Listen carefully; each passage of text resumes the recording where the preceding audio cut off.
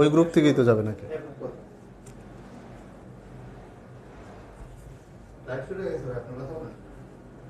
ফোনটা লাগবে।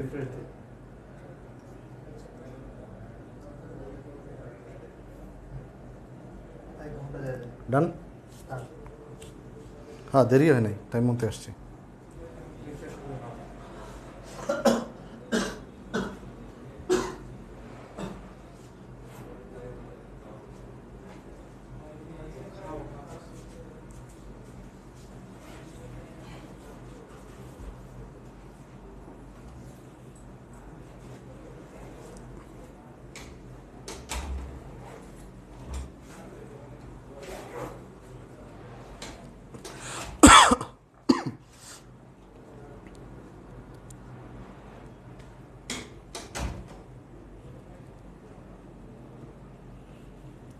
বাচ্চারা কি অবস্থা? ওয়ালাইকুম আসসালাম। এই তো আলহামদুলিল্লাহ।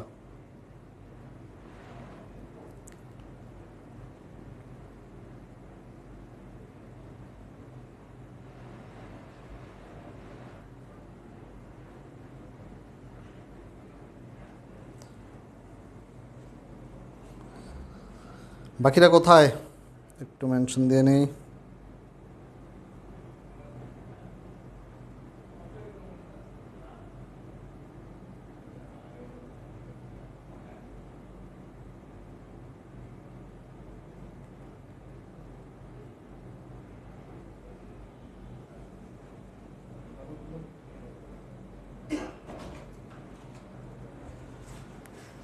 হ্যাঁ রে বস, আসো আসো আসো আসো, আয় এদিকে আয়।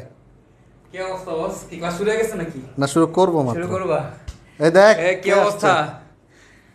পোলাপান, বাচ্চা পোলাপান না সব? হ্যাঁ, একদম শিশু শিশু। শিশু। সব অবস্থা আমরা শিশু হিসেবে ট্রিট করবো তোমাদেরকে, হ্যাঁ। কিন্তু শিশু থেকে বড় বানিয়ে দিব। ওকে বাচ্চারা সবাইকে মেনশন করে দে, তাড়াতাড়ি নিয়ে আয়। ডাক আত্মীয় স্বজন যে আছে। আত্মীয় স্বজন যা আছে সবাই নিয়ে চলে এসো। আজকে একটা অস্থির ক্লাস নেবে তোমাদের ডিডিটি ভাইয়া। ডিডিটি মানে কি জানো তো না? থাক, তোমরা এখনো ডিডিটি জিনিসটা বোঝার বয়স নেই ওদের, না না, শিশু ওরা। শিশু, তোমরা এখনো শিশু। তো সমস্যা না, আস্তে আস্তে ডিডিটি মানে কি শিখে যাবা, কোনো সমস্যা নাই। তো আজকে একটা সেরা ক্লাস হবে। কোনটা দিয়ে শুরু করতেছো? পর্যায় সারণী? হ্যাঁ। ও ঠিক আছে, পর্যায় সারণী তো আগেও পড়ছো, আজকে আবার নতুন করে পর্যায় সারণী পড়বা, ঠিক আছে? ওকে গাইস, তো সবাই তাহলে ক্লাস টাস করো। আমি হেনেই আসি, কমেন্ট করবো তোমাদের। পুরো ক্লাস তোমাদের সাথে বসে বসে আমিও করবো, ঠিক আছে? তো মজা হবে ক্লাস আজকে। ওকে ওকে বাচ্চারা, তোদের লেজেন্ডারি সৈকত ভাই বলে গেল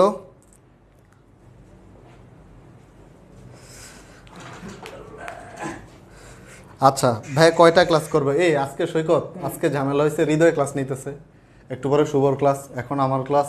মানে বাচ্চারা কোনটা রেখে কোনটা করে? বাচ্চারা বলতেছি তোদেরকে, একটাতে ঢুকবি, জয়েন করবি, তারপর আরেকটা করে শেষ লাস্টেরটা করে, মানে ঢাকা থেকে ক্লাস করতে করতে পাবনা গিয়ে থামবি। তারপরে ক্লাস মিস দেওয়া যাবে না, হ্যাঁ? একটার পর একটা করতে থাকবি, ক্লাস মিস দেওয়া যাবে না।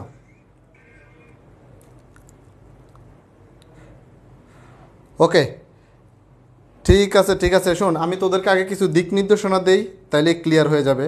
ফার্স্ট অফ অল, আমি 3 ঘন্টা 4 ঘন্টার ক্লাস নিব না। ব্যাপারটা হচ্ছে সে যে তোদের সৈকত ভাই বলে গেল, তোরা হচ্ছে বাচ্চা শিশু, তো তোদেরকে আসলে ওই দায় সারাভাবে একটা চ্যাপ্টার শেষ করার কোনো মানেই হয় না। ব্যাপারটা এরকম না যে আমি ফ্রি ক্লাস নিচ্ছি 2-3 দিনে শেষ করে দিয়ে বলবো যে শেষ, না, এরকম দায় সারাভাবে পড়াবো না। একটু একটু একটু একটু করে যত্ন সহকারে একদম ফুল চ্যাপ্টারটা শেষ করব। হ্যাঁ, প্যারা খাবো আমি, কোনো প্রবলেম নাই, বাট অ্যাটলিস্ট তোদের জন্য চ্যাপ্টারটা কমপ্লিটলি শেষ হয় এবং এইচএসসি পর্যন্ত একদম ফাইনাল পরীক্ষা পর্যন্ত যেন এই চ্যাপ্টারের হাত দেওয়া না লাগে, ঠিক আছে? প্রথমে বেসিক থেকে একদম চ্যাপ্টারটা শেষ করব। বেসিক শেষ হওয়ার পরে আমরা সিকিউ এমসিকিউ দুনিয়ার আল্লাহ দুনিয়ার যা কিছু আছে সবই পড়বো ইনশাল্লাহ, হ্যাঁ? তো সুতরাং ওই আমার ক্লাসটা অনেকক্ষণ ধরে করতে হবে এরকম কিছুই না, আবার অনেক প্রেশার নিয়ে করতে হবে এরকম কিছু না। আমার কথা হচ্ছে আমরা একটু পড়বো, অনেক খাওয়ার দরকার নেই, বাট যেটুকু খাবি কোয়ালিটি জিনিস খাইতে হবে, ঠিক আছে? কোয়ান্টিটিতে নজর না দিয়ে কোয়ালিটিতে নজর দিতে হবে। তো একটু একটু কোয়ালিটি পড়াশোনা করব এবং তোদের কাজ হচ্ছে যেদিন যেটা পড়াবো আমি এমনভাবেই পড়াবো যেন দিনের পড়াটা দিনে কমপ্লিট হয়। ওই নোটগুলো তোরা নিজেদের হাতে নোট করবি এবং নোটগুলো আমাদের ট্রিপল বন্ড কেমিস্ট্রি যেই এটা আছে, পেজটা আছে, গ্রুপটা আছে, ওই গ্রুপে তোরা নোটগুলো শেয়ার করবি, ঠিক আছে? এটা হচ্ছে তোদের দায়িত্ব। ওকে। ভূমিকম্প, এসব ভূমিকম্প হয়েছে? আচ্ছা, ভূমিকম্প, যারা ক্লাসে আসিস হোপফুলি সবাই ভালো আছিস, খাতা কলম নিয়ে বস। ক্লাস রেকর্ড পাবো তো? হ্যাঁ, ক্লাস রেকর্ড পাবি, পিডিএফ পাবি, সবই পাবি যদি ক্লাস করস, ঠিক আছে? আচ্ছা ঠিক আছে, এরপরে নেক্সট হচ্ছে রুটিন। তো রুটিনের ব্যাপারে হচ্ছে কোনো নির্দিষ্ট রুটিন নাই, রেগুলার ক্লাস হবে, প্রত্যেক দিন ক্লাস হবে। কোনো দিন যদি ক্লাস কোনো কারণে মিস হয় সেটা ভাই আগে থেকে জানিয়ে দিব, ঠিক আছে? কারণ আমি আগেই বলছি যে একদিনে যদি অনেক কিছু পড়ায় 3-4 দিন গ্যাপ দিই, তোরা আসলে কিছুই বুঝবি না, কিছুই বুঝবি না। তোরা কেমিস্ট্রিতে তোরা হচ্ছে স্নুব। আজকে তো তোদেরকে আমি তোরা যেগুলো পারিস ওইগুলোই পড়াবো, অর্থাৎ ওই পুরোনো দিনের পড়াশোনা একটু নতুন করে একটু ঝালাপালা করব। কিন্তু এর পরে যখন দেখবি যে পরবর্তী ক্লাসগুলোতে ঢুকবি, তখন বুঝবি যে আসলে কেমিস্ট্রিতে কী কী জিনিস আছে, এই চ্যাপ্টারে কী কী জিনিস আছে। তো সেই দৃষ্টিকোণ থেকে তোরা নো, তো তোদেরকে একদিন অনেক কিছু পড়ায় গ্যাপ দিব না, একদিনে একটু একটু করে পড়বো, রেগুলার পড়বো, রেগুলারিটি মেনটেন করবো। তোরা রেগুলারলি এই নোটগুলো শেয়ার করবি, ট্রিপল বন্ড গ্রুপে নোট শেয়ার করবি, এটা যেন মিস না হয়, ঠিক আছে? আচ্ছা, কেমিস্ট্রি কোন বই কিনবো? এই কি যেন কে বলছিস? আবদুল্লাহ মামুন। মামুন, এই যে আমি যেই চ্যাপ্টারটা পড়াবো না, এটাই বই, এটাই বাইবেল, এটার বাইরে এই চ্যাপ্টার আর কিছু লাগবেই না। এরপরে যদি লাগে সেটা আমি বলে দেবো কোন বই পড়বি। আপাতত আমি যা পড়াবো এটা পড়লে তুই বাংলাদেশ সহ Uganda, Tanzania, Kenya, Rwanda, Burundi সব দেশের যে কোনো কোশ্চেন সলভ করতে পারবি, ঠিক আছে? ধৈর্য ধরে ক্লাস কর। আচ্ছা ঠিক আছে। সৈকত ভাই ক্লাস নেবে না? অবশ্যই নিবে, নিবে না মানে? মাত্র তো শুরু, মাত্র শুরু। এই চ্যাপ্টার আমি নিতেছি, পরের চ্যাপ্টার সৈকত ভাই নিবে, এইভাবেই তো চলবে, সাইকেলটা এভাবেই চলবে। তবে তোদের রেসপন্স দেখার পরে, তোরা ঠিকঠাক মতো পড়তেছিস কি না, নাকি বুংচুং করতেছিস, এগুলো দেখার পরে, ঠিক আছে? বাচ্চা, প্রত্যেক দিন 9টা থেকেই শুরু হবে, এই টাইমটা ফিক্স থাকবে 9টা থেকে। যদি কোনো ইমার্জেন্সি না হয় তাহলে চেঞ্জ করব না। আর সবার সাথে একটু ডিসকাস করে তোদের যাতে একই টাইমে ক্লাস না পড়ে, তো এই জিনিসটাও খেয়াল রাখবো। আপাতত 9টা, বাকিটা আমি কালকে জানাই দিব। হ্যাঁ, প্রতিদিন 9টার সময় ক্লাস হবে ইনশাল্লাহ। তো ঠিক আছে, আমরা শুরু করি। মোটামুটি যারা আসছে, যারা আসতেছে, স্টার্ট করে দিই আমরা, ঠিক আছে? ওয়ালাইকুম আসসালাম। ঠিক আছে, তাহলে আমরা আজকে আমাদের শুরুতে, আজকের ক্লাসটা যেহেতু প্রথম ক্লাস, প্রথম ক্লাসে মূলত হয় কি, ওরিয়েন্টেশন হয়, তাই না? যে কোনো স্কুলে গেলে, কলেজে গেলে প্রথম ক্লাসে ফুল টুল দেয়, হ্যান করে ত্যান করে, নাম নাম ঠিকানা জিজ্ঞেস করে, এই টাইপের ওরিয়েন্টেশন হয়। আমাদের আজকের ক্লাসটা ওরিয়েন্টেশন। তবে আজকের ক্লাসে তোর আর আমার পরিচিতি না। আজকের ক্লাসে এই যে মৌলের পর্যায়বৃত্ত ধর্ম রাসায়নিক বন্ধনের এক ভদ্রলোক আছে, যে ভদ্রলোকের সম্পর্কে ক্লিয়ার কনসেপ্ট না থাকলে এই চ্যাপ্টারটাতে বেশি দূর আগানো যাবে না। ওইটা কি? ওইটা হচ্ছে আমাদের পর্যায় সারণী। তো আমাদের আজকের ক্লাসটা হচ্ছে পর্যায় সারণী সম্পর্কে একটু ডিসকাশন, যে এটা কোথা থেকে আসছে, কিভাবে আসছে, এবং এইটা দিয়ে আমরা কি করব, এই পর্যায় সারণী শানে নজুল কি, এটা কেন নাজিল হয়েছে, এটা দিয়ে আমরা কি কি করতে পারি, ঠিক আছে? তো আমরা স্টার্ট করি পর্যায় সারণী। আচ্ছা, শুরুতেই দেখ বোর্ডে লেখা আছে পর্যায় সারণীর ইতিহাস। পর্যায় সারণীর ইতিহাস প্রথমে কি লেখা আছে? ডোবেরিনারের ত্রয়ী সূত্র। ডোবে অর্থাৎ এই পর্যায় সারণীটা কিভাবে আসলো, ওই জিনিসটা আমরা প্রথমে দেখব। হ্যাঁ, তো প্রথমেই দেখ ডোবেরিনারের ত্রয়ী সূত্র। এই ডোবেরিনার কি? এই যে ভদ্রলোক, এই ভদ্রলোক একজন সায়েন্টিস্ট, উনি হচ্ছে জার্মান সায়েন্টিস্ট, জার্মান। এটা মুখস্থ করার দরকার নেই।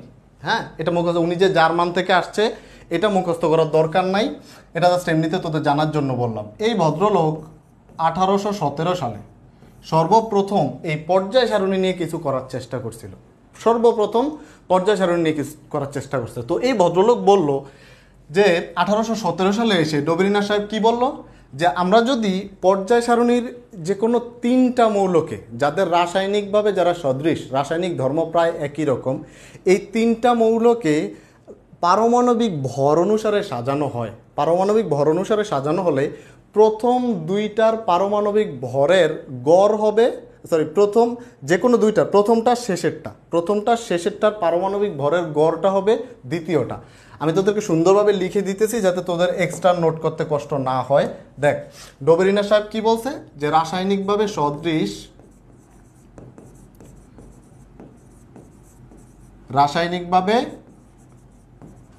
সদৃশ যে কোনো 3টি মৌলকে পারমাণবিক ভর অনুসারে, পারমাণবিক ভর অনুসারে সাজালে প্রথম ও তৃতীয়টির ভরের গড় হবে দ্বিতীয় মৌলটি। দেখ বেচারা কিভাবে চিন্তা করছে জিনিসটা একটু খেয়াল কর। উনি বললো যে রাসায়নিকভাবে সদৃশ্য। এখন রাসায়নিকভাবে সদৃশ মানে কি? যেমন ধর এই আমাদের নিষ্ক্রিয় গ্যাস যারা আছে সবাই কি রাসায়নিকভাবে একই রকম। আমাদের ক্ষার ধাতু গ্রুপ 1-এ যারা আছে, ওই যে তোরা কবিতা পড়ছিস না, লিনা কে রুবি ছেঁচে বেলেছে, হ্যাঁ, লিথিয়াম সোডিয়াম পটাশিয়াম একই রকম। তারপরে যে বিরিয়ানি মোগলাই কাবাব সরিয়ে বাটিতে রাখো, সেই বেরিলিয়াম ম্যাগনেসিয়াম এরা যারা আছে একই রকম। সো এই ধরনের ক্যারেক্টারিস্টিক্স যারা আছে, হ্যাঁ, যারা রাসায়নিকভাবে দেখতে একই রকম, রাসায়নিকভাবে যাদের ক্যারেক্টারিস্টিক্স, যাদের বৈশিষ্ট্য, চারিত্রিক বৈশিষ্ট্য একই রকম, তাদেরকে যদি আমরা পাশাপাশি সাজাই, তাদেরকে যদি পাশাপাশি সাজানো হয়, তাহলে প্রথম ও শেষ দুইটার ভর, প্রথম ও শেষ এই দুইটার ভর হবে মাঝখানেরটার ভরের, এই দুইটার ভরের গড় হবে মাঝখানেরটার সমান। অর্থাৎ এইরকম জিনিসটা একটু খেয়াল কর। ধর লিথিয়াম সোডিয়াম পটাশিয়াম, হ্যাঁ, তো লিথিয়ামের ভর কত? লিথিয়ামের ভর হচ্ছে 7, পটাশিয়ামের কত? 39। তাহলে এবার বল, এই ডোবেরিনার সাহেবের সূত্র অনুসারে যদি লিথিয়াম হয় 7, পটাশিয়াম হয় 39, ভদ্রলোক কি বলছে যে প্রথম আর তৃতীয় এই দুইটার ভরের গড় হবে দ্বিতীয়টা। ঠিক আছে, তাহলে সোডিয়ামের কত হবে? সোডিয়ামের হবে 7 আর 39 কত? 46 ডিভাইডেড বাই 2, তার মানে হচ্ছে 23। এইবার পর্যায় সারণীটা খুলে বস। পর্যায় সারণী খুললে তোরা দেখবি যে লিথিয়ামের ভর 7, পটাশিয়ামের 39, সোডিয়ামের 23। ঠিক আছে, সোডিয়ামের 23। তার মানে কি দাঁড়ালো ব্যাপারটা দাঁড়ালো হচ্ছে যে রাসায়নিকভাবে একই রকম। এমন না যে যে কোনো 3টা মৌল আমি নিয়ে আসলাম আর সেম হয়ে গেল, না, তা কিন্তু হবে না। খবরদার, যে কোনো 3টা তুই নিয়ে আসলি আর হয়ে গেল এরকম কিন্তু না। যেই 3টা তুই নিবি ওই 3টা রাসায়নিকভাবে একই রকম হইতে হবে। রাসায়নিক, যেমন আমি এখানে কি নিছি? 3টাই ধাতু নিছি না, ক্ষার ধাতু নিছি। তো এই 3টা আমি ক্ষার ধাতু নিয়েছি, এরা রাসায়নিকভাবে একই রকম, এই জন্য এই থিওরিটা মিলছে। যেখানে 7 আর এখানে 39, দুইটার গড় হচ্ছে কত? 23। আমরা কি বুঝতে পারছি কিনা বিষয়টা বল? যদি বুঝতে পারিস কমেন্টে আস লিখ, আস। থিওরিটা বোঝা গেছে কিনা, যে ভদ্রলোক কি বলতে চাইছে, ক্লিয়ার কিনা? ডোবেরাইনার, আচ্ছা ডোবেরাইনার যে যেটা বলে, বাংলা বইয়ে ডোবেরিনার লিখে ডোবেরাইনারও বলা যায়, কোনো সমস্যা নেই। আচ্ছা,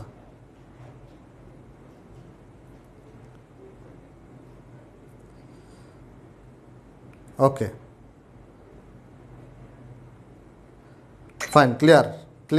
আরে সায়েম আস, হ্যাঁ, অত ক্লিয়ার ভাইয়া, জি ভাইয়া এত কিছু লেখা লাগবে না, খালি আস লিখবি, আস লিখলেই বুঝবো যে তোরা বুঝছিস। ক্লিয়ার, ঠিক আছে। আচ্ছা, এখন আরেকটা উদাহরণ দিই। তো এই জিনিসটা যদি আমরা এইভাবে যদি চিন্তা করি, একটু খেয়াল কর। ধর আরেকটা উদাহরণ দিই এইখানে, যেমন ধর ক্লোরিন, তারপর হচ্ছে ব্রোমিন, তারপর হচ্ছে আয়োডিন। এখন ক্লোরিনের কত? ক্লোরিনের হচ্ছে 35.5, ক্লোরিনের কত? 35.5, আর আয়োডিনের হচ্ছে 127। তাহলে ব্রোমিনের কত বল? ডোবেরাইনার অনুযায়ী ক্লোরিনের হচ্ছে 35.5, আয়োডিনের হচ্ছে 127, তাহলে ব্রোমিনের কত? ব্রোমিনের পারমাণবিক ভর কত হবে? কর এটা তোরা, দেখি কত হয়, কর। এই দুইটা কি করবে? এই দুইটা যোগ করে 2 দিয়ে ভাগ দিব, তাই তো? তাহলে তো হয়ে যাচ্ছে। কত হবে?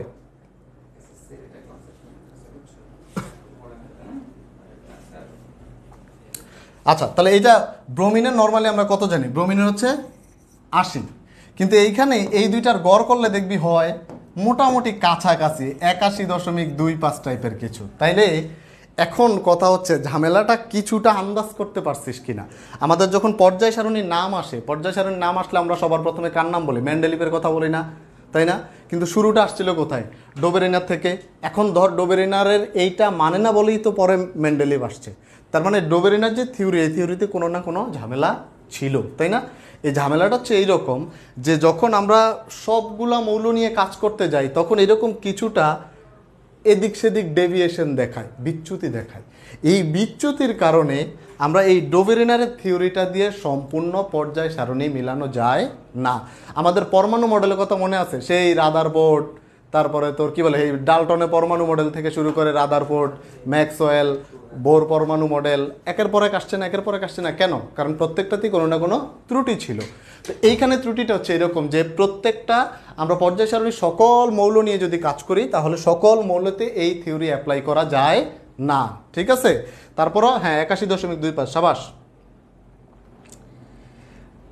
আচ্ছা ঠিক আছে, হ্যাঁ রোহান চিনতে পারছি। ওকে ফাইন ফাইন, এই তো পারতেছিস, গুড।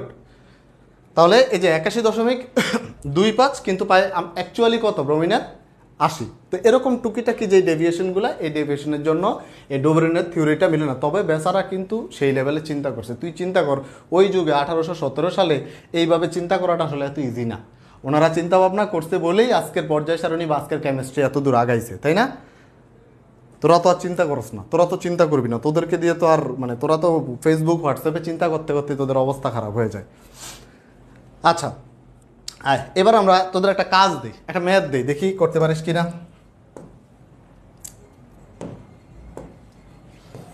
আচ্ছা এই ডোবেরিনার থিওরি থেকে আমরা একটা ম্যাথ করব, দেখি করা যায় কিনা। হ্যাঁ সবাই খাতা কলম নিয়ে বসছিস তো, ম্যাথ করবি।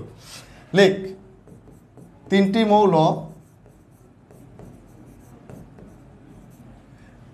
মৌল এক্স ওয়াই এবং জেড, এক্স ওয়াই এবং জেড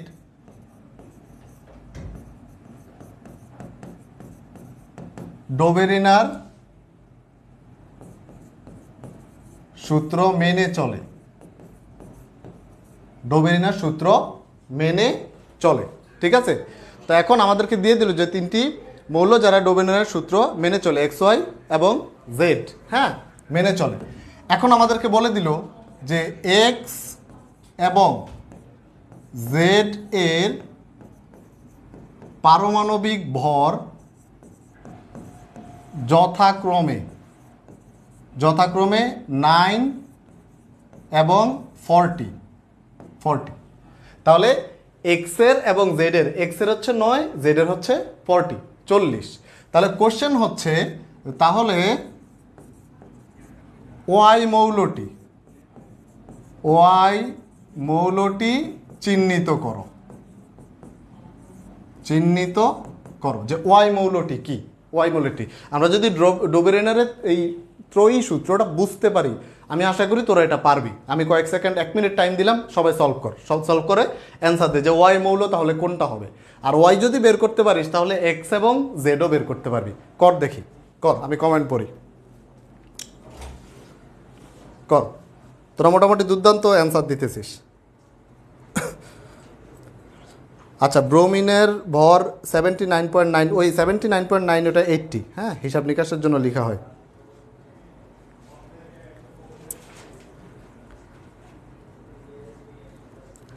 আচ্ছা এই যে অলরেডি অ্যান্সার চলে আসতেছে, সাবাস বাচ্চারা, সাবাস।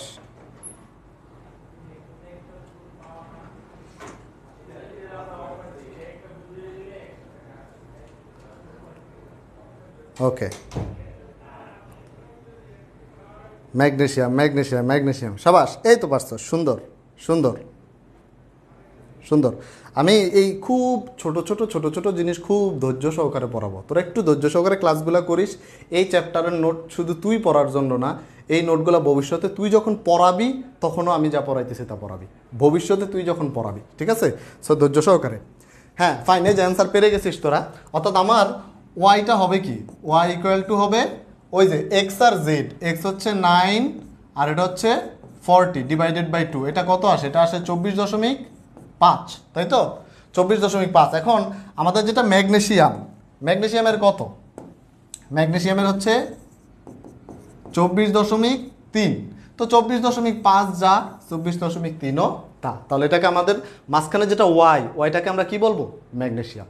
তো ওয়াই যদি ম্যাগনেসিয়াম হয়, খেয়াল কর, ওয়াই যদি ম্যাগনেসিয়াম হয় তাহলে 40 কার? ওই যে 40 তো ক্যালসিয়াম, এটা আমরা জানি। তাহলে আগে কি হবে? আগে হবে বেরিলিয়াম। ওই যে আমরা ছোটোবেলায় কবিতা শিখেছি, বিরিয়ানি, মোগলাই, কাবাব, সরিয়ে কই কই জানি রাখো, এগুলো শিখছি না আমরা। তো সেই হিসাবে বেরিলিয়াম, ম্যাগনেসিয়াম, ক্যালসিয়াম। তাহলে বেরিলিয়ামের হচ্ছে 9, ম্যাগনেসিয়ামের হচ্ছে 24.5 বা 3, আর এটা কত, ক্যালসিয়াম হচ্ছে 40। ঠিক আছে, তাহলে এই হচ্ছে আমার অ্যান্সার। তো এখন খেয়াল করে দেখ যে আমাদের এই ডোবেরিনা সাহেব সবসময় কিন্তু 3টা মৌলের কথা বলছে, তাই না? ওনার যে ইসের মধ্যে লেখা আছে যে রাসায়নিকভাবে সদৃশ্য যে কোনো 3টি মৌল। ওস্তাদ অলওয়েজ 3টি মৌল নিয়ে কাজ করার কথা বলছে। তো যেহেতু উনি 3টি মৌল নিয়ে কাজ করার কথা বলছে, এজন্য তার সূত্রের নাম হচ্ছে ডোবেরিনারের ত্রয়ী সূত্র। ত্রয়ী সূত্র, এই ত্রয়ীটা কেন আসলো? 3টি মৌল নিয়ে কাজ করে, এই জন্য আসছে। ঠিক আছে, তাহলে আশা করি হোপফুলি এইখান থেকে এই যা কিছু বললাম আমরা বুঝতে পারছি, তাই না? বুঝছো সবাই? ছোট্ট করে একটা আস লিখে দে, আমি পরের পেজে যাই।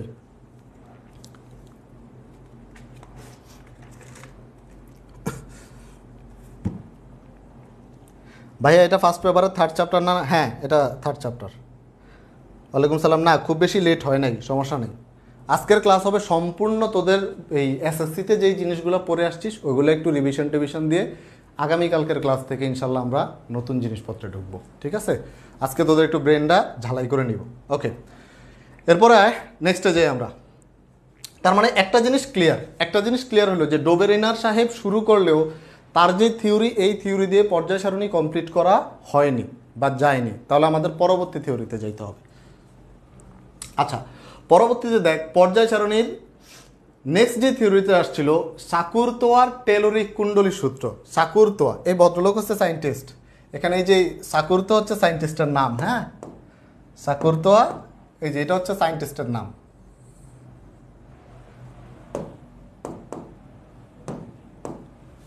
আচ্ছা, এই সাকুরতোয়া হচ্ছে বিজ্ঞানীর নাম। এখন এটা যদি মনে না থাকে, সাকুরতোয়ার যদি মনে না থাকে, কর্তোয়া তো মনে থাকবে। এই যারা ফুটবল খেলা দেখিস, কর্তোয়া মনে থাকবে না? বেলজিয়ামের গোলকিপার, রিয়াল মাদ্রিদের গোলকিপার। হ্যাঁ, মেয়েগুলো মনে বুঝতেছি না কি বলতেছি। মেয়েরা, বাচ্চারা, কর্তোয়ারা চিনিস না? খালি মেসিরেই চিনস নাকি? আর ছেলেরা তো অবশ্যই চিনস মনে হয় নাকি? তো কর্তোয়ার কথা মনে থাকলেই হবে। তার আগে সা বসায় দিবি সাকুরতোয়ার টেলুরিক কুণ্ডলীর সূত্র। এখন এইটা কি সূত্র, এই ভদ্রলোক কি বলছে? হ্যাঁ, এই ভদ্রলোক বলছে যে সাকুরতোয়ার টেলুরিক কুণ্ডলী সাহেব বলছে যে আমরা যদি পারমাণবিক ভর অনুসারে, উনি কি করছিল, উনিও আবার সেই পারমাণবিক ভর অনুসারে দেখ এই যে যন্ত্রটা, দেখ এটাকে একটা সিলিন্ডার টাইপের জিনিস না? এই যে এটা একটা সিলিন্ডার টাইপের জিনিস। তো উনি কি করছে যে পারমাণবিক ভর অনুসারে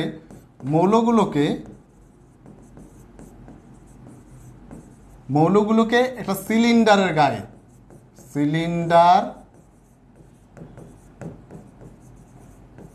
সিলিন্ডারের গায়ে 45 ডিগ্রি কোণ করে সজ্জিত, 45 ডিগ্রি কোণ করে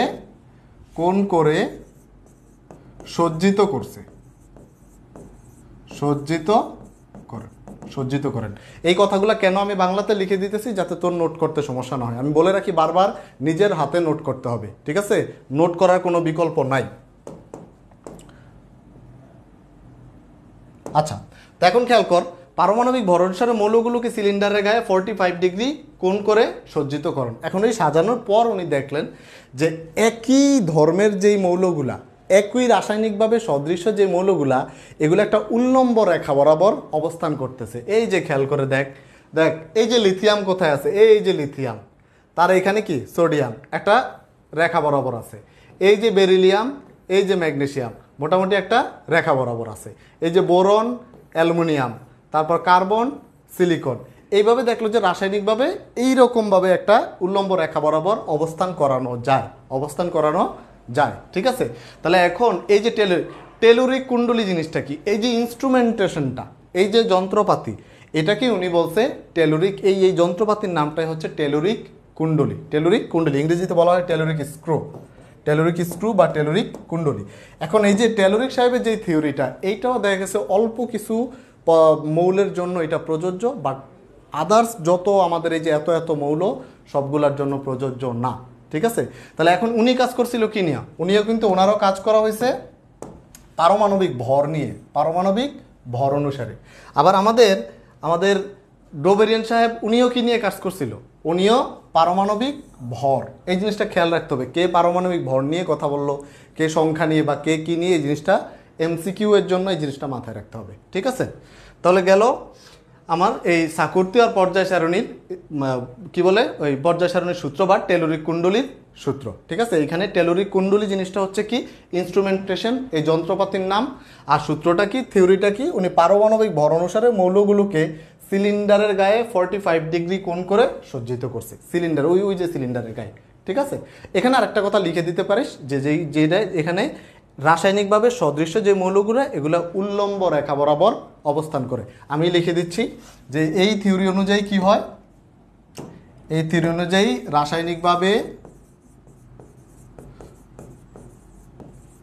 রাসায়নিকভাবে সদৃশ মানে একই রকম মৌলগুলো উল্লম্ব রেখা বরাবর অবস্থান করে, রেখা বরাবর অবস্থান করে গেল এটা। কিন্তু এইটাও আলটিমেটলি কমপ্লিট হলো না, ঠিক আছে? স্লাইড কি দিয়ে দিবেন? পিডিএফ, হ্যাঁ পিডিএফ মনে হয় দেওয়া হবে, আমি এখনো শিওর না, কথা বলে জানাচ্ছি। পিডিএফ দেওয়ার কথা, সবই দিয়ে দিব, সমস্যা নেই, ঠিক আছে? ক্লাস তো নিতেইছি তোদের জন্য, তাই না? তোরা আমার কাছে রেখে কি হবে, তোরা সবই পাবি, শুধু পড়াশোনাটা করিস আর ক্লাসগুলো একটা ক্লাসও মিস দিবি না, হ্যাঁ এই চ্যাপ্টার একটা ক্লাসও মিস দিবি না। ওকে, তাহলে গেল এইটা, দুইটা থিওরি গেল। এবার আমরা 3 নম্বরে আসি। 3 নম্বর আসলো নিউল্যান্ডসের অষ্টক সূত্র। নিউল্যান্ডসের অষ্টক সূত্র, নামগুলা খুব প্যারা খাইতেছিস তাই না? হ্যাঁ, নামগুলো একটু প্যারা হয়ে যাইতেছে, যে সাকুর্তোয়া, ডোবেরিনা, নিউল্যান্ডস, মেন্ডেলিভ, এইগুলাতে একটু প্যারা খাইতেছি আমরা, তাই তো?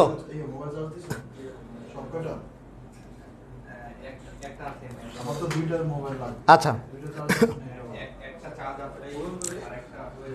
ওকে, এখন নিউল্যান্ড সাহেব কি বলছে, এটাকে কেন অষ্টক সূত্র বলা হলো? নিউল্যান্ড সাহেব বলছে যে আমরা যদি একটা নির্দিষ্ট মৌল থেকে শুরু করি, একটা নির্দিষ্ট মৌল থেকে শুরু করলে একটা নির্দিষ্ট মৌল থেকে শুরু করলে অষ্টম মৌলটির ধর্ম, যেহেতু অষ্টক সূত্র এখানে 8 নিয়ে কোনো না কোনো কিছু অবশ্যই আছে, অষ্টম মৌলটির ধর্ম প্রথমটির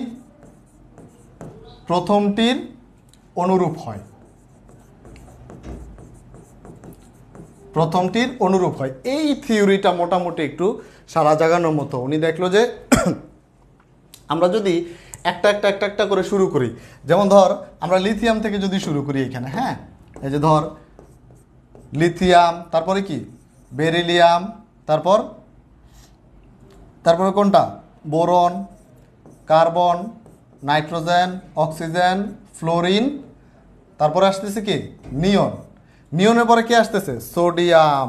তাহলে দেখ 1 2 3 4 5 6 7 8। এখন এটা থেকে যদি আমরা বাদ দিই, এই যে এটা থেকে লিথিয়ামের পরটা যদি শুরু করি 1 2 3 4 5 6 7, এই যে 8 নাম্বার মৌলটা, হ্যাঁ একটা নির্দিষ্ট মৌল থেকে শুরু করলে এই যে লিথিয়ামের পর থেকে যদি আমরা শুরু করি, এই 8 নাম্বার মৌলটার অর্থাৎ 8টা মৌলের পরে যেটা আসে এইটার ধর্মটার এই যে প্রথম যেটা, এই দুইটার ধর্ম হবে সেম, অনুরূপ।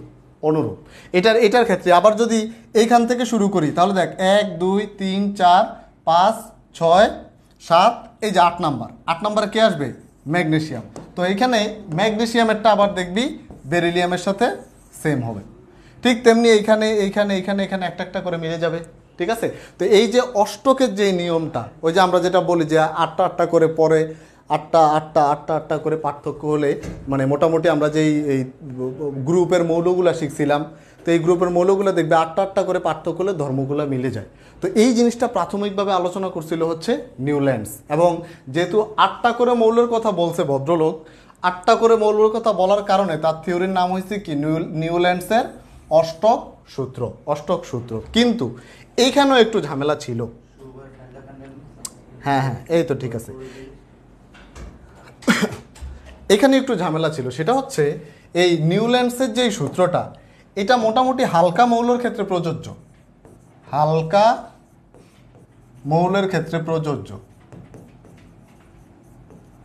মৌলের ক্ষেত্রে প্রযোজ্য। হালকা মৌল কোনগুলা? এই যে শুরুর দিকে যেগুলো আছে, lithium, beryllium, magnesium, calcium, sodium, potassium, হ্যাঁ, এই যে এরা যারা নাইট্রোজেন, অক্সিজেন, এদের ক্ষেত্রে প্রযোজ্য। কিন্তু যখনই পারমাণবিক সংখ্যা, পারমাণবিক ভর বৃদ্ধি হইতে থাকে, এই থিওরি থেকে বিচ্যুতি দেখাইতে শুরু করে, এই থিওরি আর মানে না।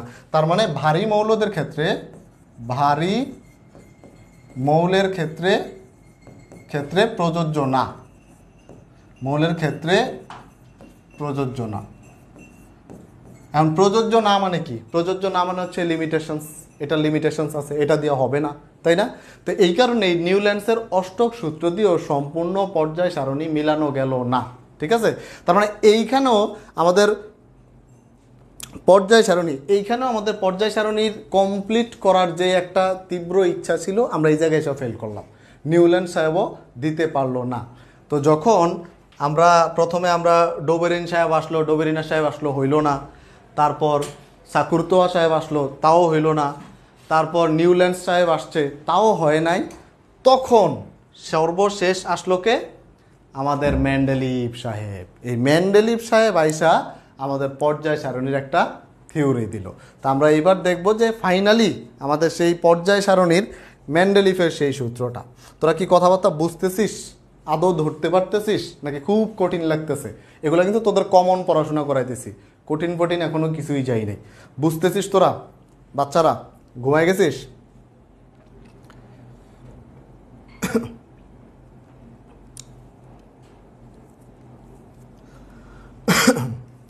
ওকে, ঠিক আছে।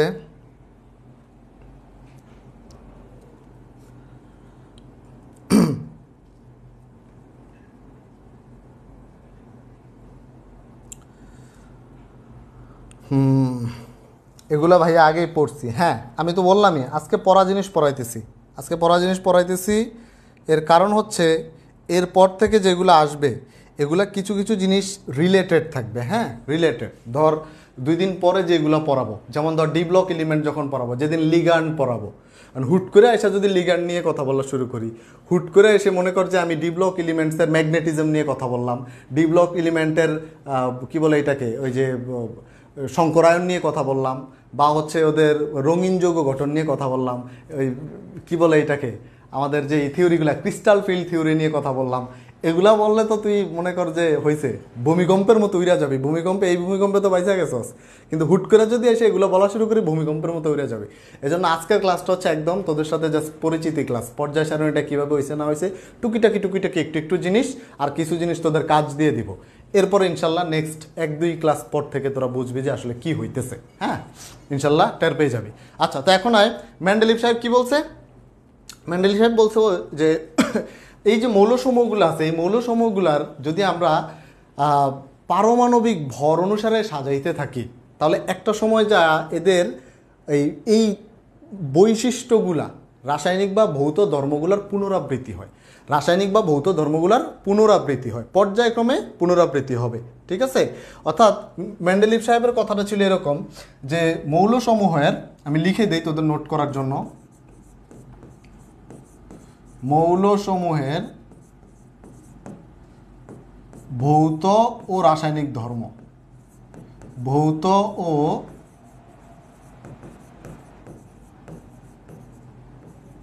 রাসায়নিক ধর্ম পারমাণবিক ভর বৃদ্ধির সাথে,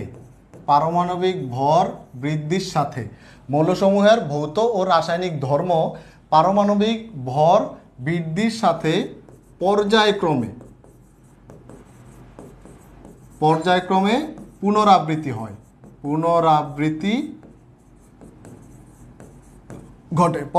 পুনরাবৃত্তি ঘটে। অর্থাৎ মৌলসমূহের ভৌত রাসায়নিক যে ধর্মগুলো আছে, আমাদের পারমাণবিক ভর বৃদ্ধির সাথে সাথে পর্যায়ক্রমে পুনরাবৃত্তি ঘটে। ওই যে আলটিমেটলি নিউল্যান্ড যেটা বলে গেছে, এটাই কিন্তু নিউল্যান্ড কি বলছে, যে একটা নির্দিষ্ট মৌল থেকে শুরু করলে অষ্টম মৌলটির ধর্ম প্রথমটির অনুরূপ হয়। এখন এইটাকে একটু মডিফাই করে মেন্ডেলিভ সাহেব কি বলছে, যে মৌলসমূহের ভৌত রাসায়নিক ধর্ম পারমাণবিক ভর বৃদ্ধির সাথে সাথে পর্যায়ক্রমে পুনরাবৃত্তি হয়। অর্থাৎ একটা নির্দিষ্ট পর্যায়ে যাওয়ার পরে আবার পুনরাবৃত্তি হবে, আগের মতো হবে। অর্থাৎ সেই ঘুরে ফিরে একই কথা, ঘুরে ফিরে আবার সেই তুই যদি লিথিয়াম থেকে যাস, লিথিয়াম থেকে যাইতে যাইতে যাইতে যাইতে এখানে সোডিয়াম এসে মিলবে, আবার এখান থেকে যেতে যেতে পটাশিয়াম এসে মিলবে। এখানে যদি বেরিলিয়াম থাকতো এখানে ম্যাগনেসিয়াম হইতো, এখানে ক্যালসিয়াম হইতো। এভাবে ধীরে ধীরে ধীরে ধীরে প্রত্যেকটা, এখানে মনে কর ক্লোরিন, এখানে মনে কর ফ্লোরিন, হ্যাঁ এখানে ফ্লোরিন হলে এখানে ক্লোরিন, এখানে ব্রোমিন, পরে আয়োডিন, এইভাবে। অর্থাৎ একটা নির্দিষ্ট সংখ্যা পরপর, একটা নির্দিষ্ট সংখ্যা পরপর এদের যেই ধর্মগুলো আছে, রাসায়নিক বৈশিষ্ট্যগুলো আছে, এগুলার পুনরাবৃত্তি ঘটবে। ঠিক আছে, এগুলার পুনরাবৃত্তি ঘটবে এইরকম।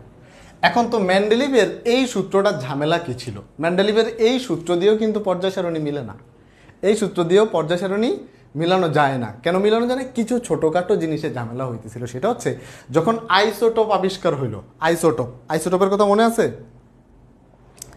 আইসোটোপ যখন আইসোটোপ আবিষ্কার হলো, আইসোটোপ মানে কি? ওই যে টোপ, পারমাণবিক সংখ্যা সমান কিন্তু ভর সংখ্যা ভিন্ন।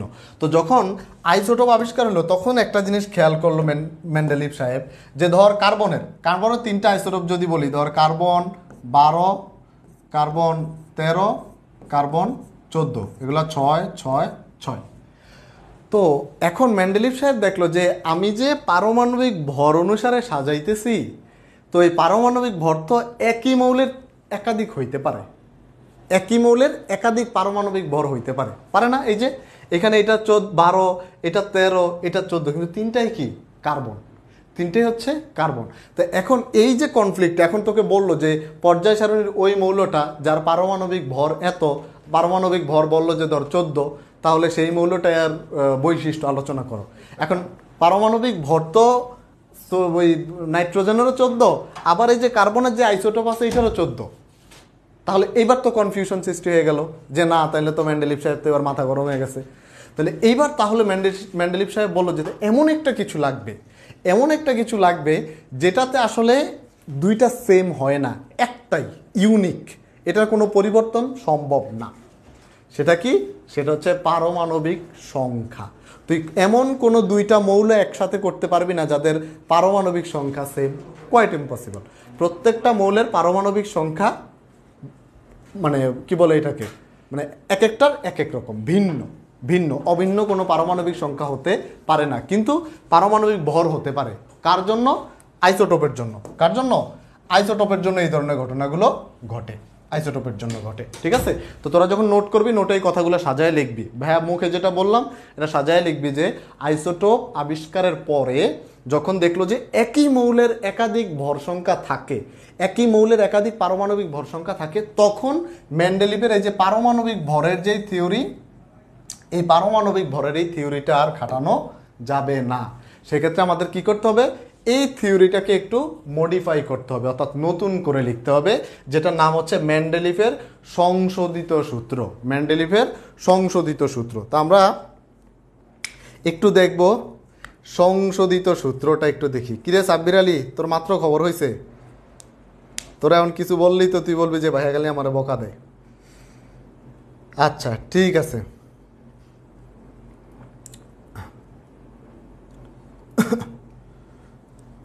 ওকে ওকে। তাহলে এখন সংশোধিত জিনিসটা কি? সংশোধিত সূত্র আর এই সূত্রের মধ্যে পার্থক্য কি? পার্থক্য দুইটাই সেম জিনিস, শুধু পারমাণবিক ভরের জায়গায় কি আসবে? পারমাণবিক সংখ্যা। তাহলে যদি বলে মেন্ডেলিভের সংশোধিত সূত্র কোনটা, সেক্ষেত্রে আমরা লিখব হচ্ছে মৌলসমূহের, সেক্ষেত্রে আমরা লিখব হচ্ছে মৌলসমূহের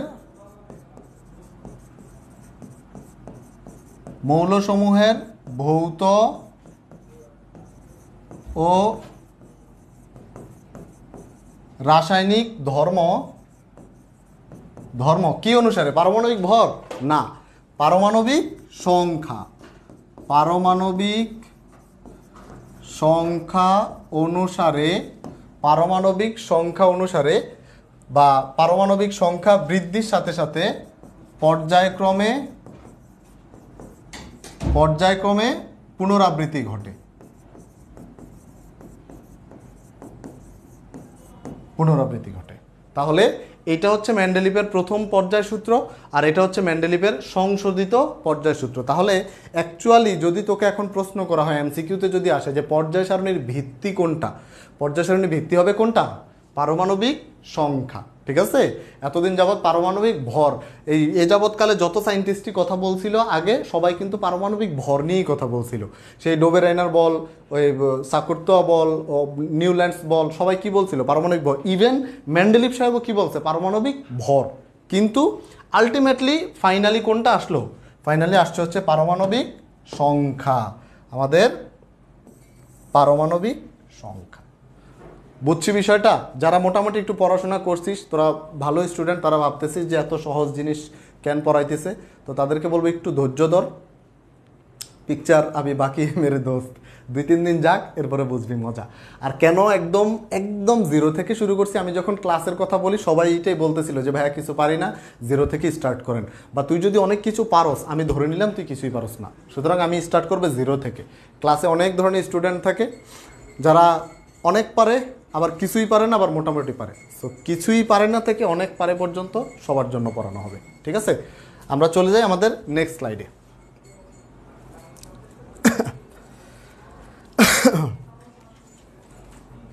ওকে, নেক্সট। আচ্ছা, এই যে চলে আসছে আমাদের সেই পর্যায় সারণী, মোটামুটি দেখতে পারতেছিস। এটা তো মোটামুটি সবাই দেখছিস, এটা না দেখার কিছু নাই, সবাই টুকিটাকি দেখছি। তা আমরা কি করব? এই পর্যায় সারণীতে টুকিটাকি কিছু জিনিস একটু খুঁজে বের করব, একটু আইডিয়া নিব, তারপর যাতে করে আমাদের পরবর্তী এই চ্যাপ্টারের অনেক জিনিস আছে যেটা এই পর্যায় সারণীর উপর ডিপেন্ডেন্ট। তো এই পর্যায় সারণী সম্পর্কে একটু ক্লিয়ার কনসেপ্ট নিলে আমরা ওইগুলো সলভ করতে পারবো। ওকে, তাহলে এই পর্যায় সারণীটা একটু পরে আসতেছি, আমরা সামনে আগাই।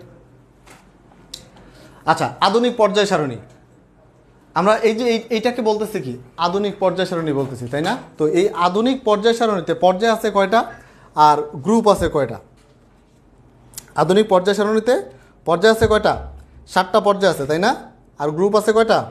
18টা গ্রুপ আছে। এই যে পর্যায় যদি আমরা গুনতে থাকি, দেখ 1 2 3 4 5 6 7, 7টা পর্যায় আছে, আর গ্রুপ আছে এখান থেকে গোনা শুরু করলে, এই পর্যন্ত গিয়ে দেখবি 18টা। এগুলো মোটামুটি তোরা পড়ে আসছিস। আর নিচে 2টা আলাদা সিরিজ আছে, আলাদা সারি আছে, একটাকে বলে ল্যান্থানয়েড আর একটা বলা হয় অ্যাক্টিনাইট। এগুলো আমরা দেখব। তো ফার্স্ট অফ অল আধুনিক পর্যায় সারণী। এই আধুনিক পর্যায় সারণী যখন তৈরি করে, এই আধুনিক পর্যায় সারণী তৈরি করার সময় সায়েন্টিস্ট বোরের নাম শুনছি না আমরা? Scientist bore. এই বোর সাহেবের অনেক অবদান ছিল। বিজ্ঞানী বোর, এই বোর সাহেবের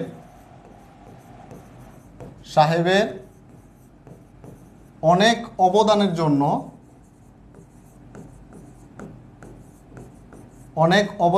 বোর সাহেবের অনেক অবদানের জন্য এই আধুনিক পর্যায় সারণী বলা হয় বোর পরমাণুও বলা হয়, বোর পর্যায় সারণীও বলা হয়, বোর পর্যায় সারণীও বলা হয়। তাহলে যেটা আধুনিক পর্যায় সারণী, এটাকে বোরের পর্যায় সারণীও বলতে পারবো, বলা যায়। কেন বলা যায়? কারণ এটা তৈরির সময় এই ওস্তাদ বেচারা অনেক কষ্ট করছিল, তারও বেশ কিছু অবদান আছে এখানে, এই জন্য। আর আধুনিক পর্যায় সারণীর আরেকটা নাম আছে, আধুনিক পর্যায় সারণীর আরেকটা নাম হচ্ছে দীর্ঘ পর্যায় সারণী, তাই না? দীর্ঘ পর্যায় সারণী।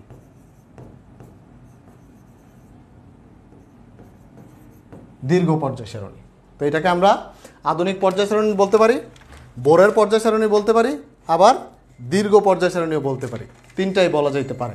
এখন এইখানে এই যে আধুনিক পর্যায় সারণী যেটা, এই পর্যায় সারণীতে পর্যায় সংখ্যা কয়টা বলতো?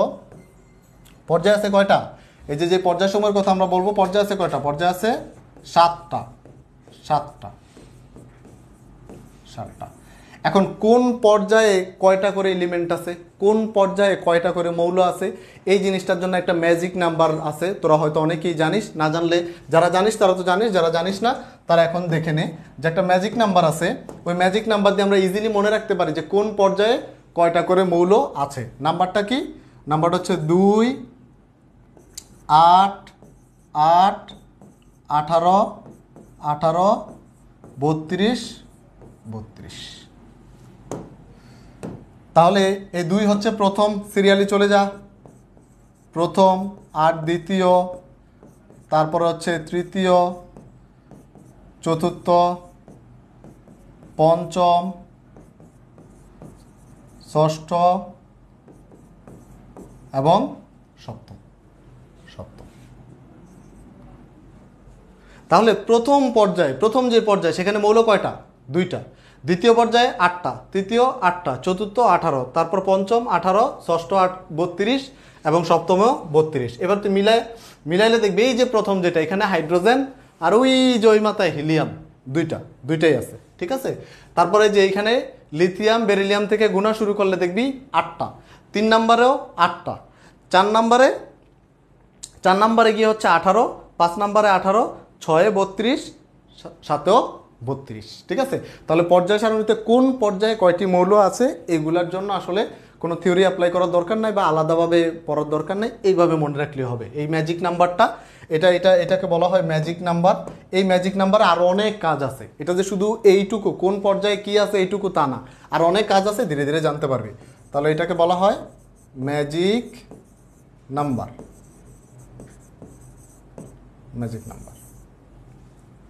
ঠিক আছে, এটা জানিস, তোরা অবশ্যই জানতি মনে আগে থেকে, তাই না?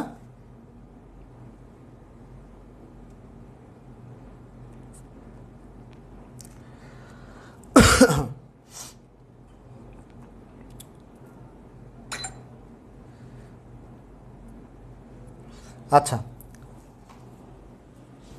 ঠিক আছে, তাহলে গেল এটা। তাহলে 2, 8, 8, 18, 18, 32, 32। এখন একটা জিনিস খেয়াল করবি পর্যায় সারণীতে, একটা ছোট্ট জিনিস খেয়াল করবি, সেটা হচ্ছে তুই যদি এই প্রথম পর্যায়ের কথা বলিস, প্রথম পর্যায়ে কারা আছে বলতো? প্রথম পর্যায়ে আছে, প্রথম পর্যায়ে আছে হাইড্রোজেন, তারপর হচ্ছে হিলিয়াম। তো এখন এদের যদি ইলেকট্রন বিন্যাস দেখিস, এদের ইলেকট্রন বিন্যাস, হাইড্রোজেনের ইলেকট্রন বিন্যাস যদি আমরা একটু দেখি, খেয়াল কর, হাইড্রোজেনের ইলেকট্রন বিন্যাস দেখি, হাইড্রোজেন কত? 1 মানে হচ্ছে 1s1। হিলিয়াম যদি দেখি, হিলিয়ামের হচ্ছে 2 মানে হচ্ছে 1s2। তার মানে দেখ এদের শেষ ইলেকট্রনটা, হ্যাঁ, শেষ মানে যোজ্যতা স্তরের ইলেকট্রনটা যেই অরবিটালে যায়, সেই অরবিটালে যেই সর্বোচ্চ যেই এন সংখ্যা মানে এনের যেই মান, মানে প্রধান কোয়ান্টাম সংখ্যার যেই মান, ওইটাই কিন্তু তার পর্যায়। অর্থাৎ হাইড্রোজেনের যে ইলেকট্রনটা, সর্বশেষ ইলেকট্রনটা কোথায় গেছে? 1s গেছে, 1s অরবিটাল। এখানে এনের মান কত? 1। তাহলে হাইড্রোজেন কোথায়? প্রথম পর্যায়ে। হিলিয়ামের ক্ষেত্রে আবার সে 1s2, 1। তাহলে কোন পর্যায়ে? প্রথম পর্যায়ে। আমরা যদি তৃতীয় পর্যায়ের একটা মৌল নিয়ে কথা বলি, হ্যাঁ, তৃতীয়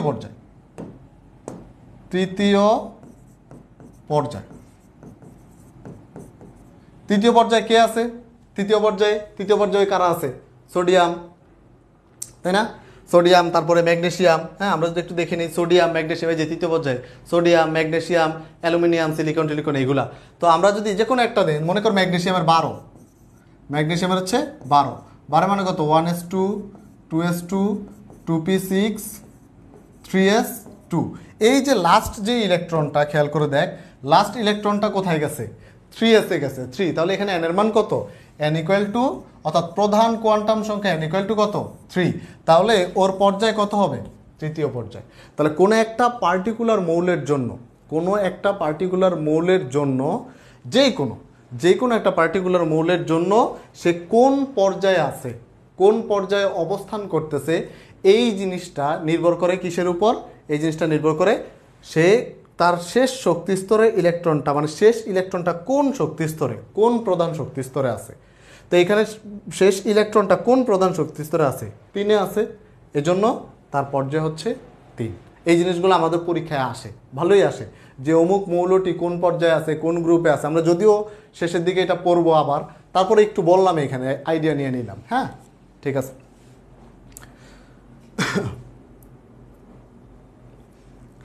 আচ্ছা, এগুলো তো পুরাতন পড়া, নতুন করে আবার কি দরকার কষ্ট করার? সাব্বির হোসেন, ব্যাপারটা হচ্ছে তোর জন্য পুরাতন, কিন্তু অনেকে আছে পড়ে নাই, হ্যাঁ, তুই অবশ্যই নতুন পাবি, আমরা ধীরে ধীরে যখন আগাবো ইনশাল্লাহ। আচ্ছা, তারপরে গেল এটা। এবারে আধুনিক পর্যায় সারণীর যদি আমরা, এটা গেল পর্যায়, হ্যাঁ, এরপরে আমরা আসি গ্রুপ।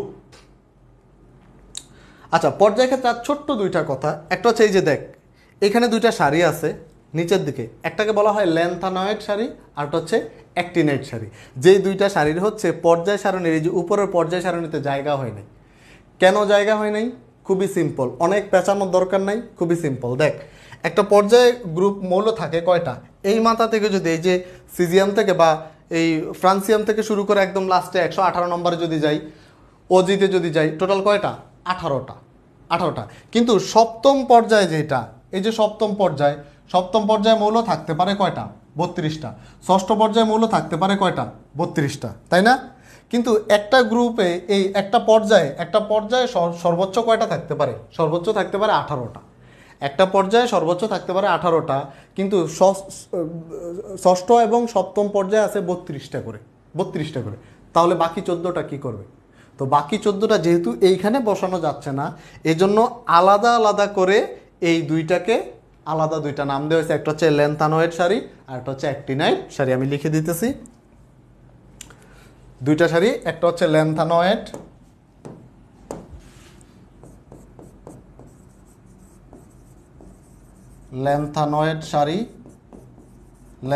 সারি। এখন কেন ল্যান্থানোয়েড সারি, কেন এটাকে নিচে বসানো হলে যদি প্রশ্ন করা হয়, একদম সিম্পল, যে ভাই জায়গা নেই। মনে কর তোর বাড়িতে গেস্ট আসছে, পর্যাপ্ত রুম নাই, তা নিচে ঘুমাবে কে? তুই।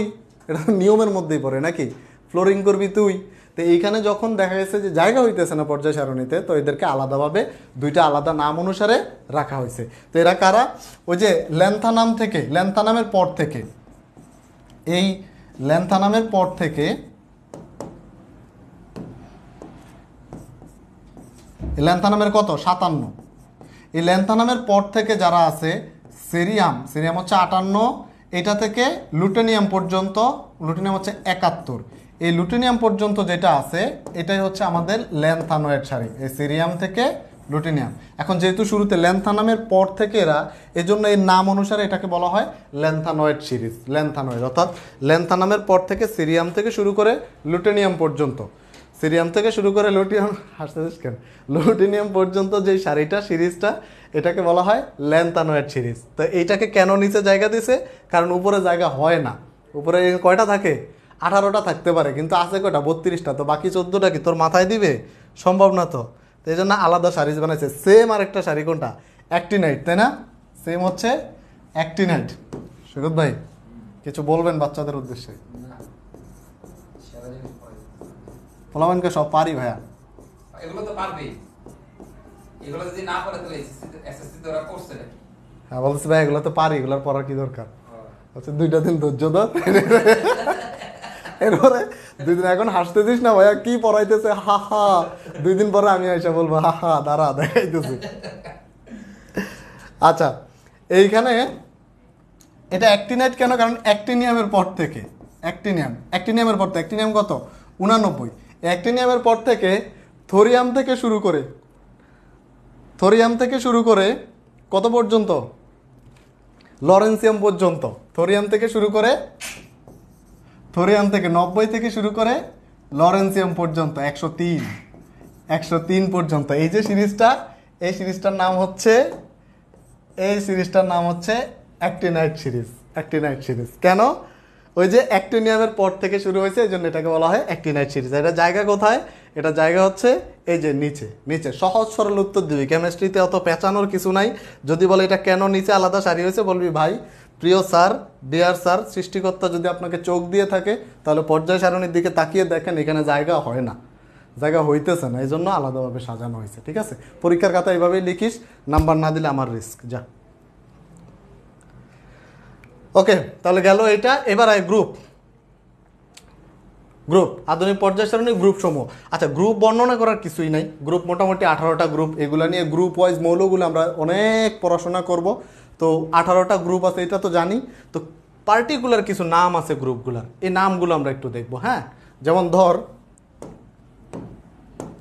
গ্রুপ 1। গ্রুপ 1কে কি বলা হয়? অ্যালকালি মেটালস বা ক্ষার ধাতু।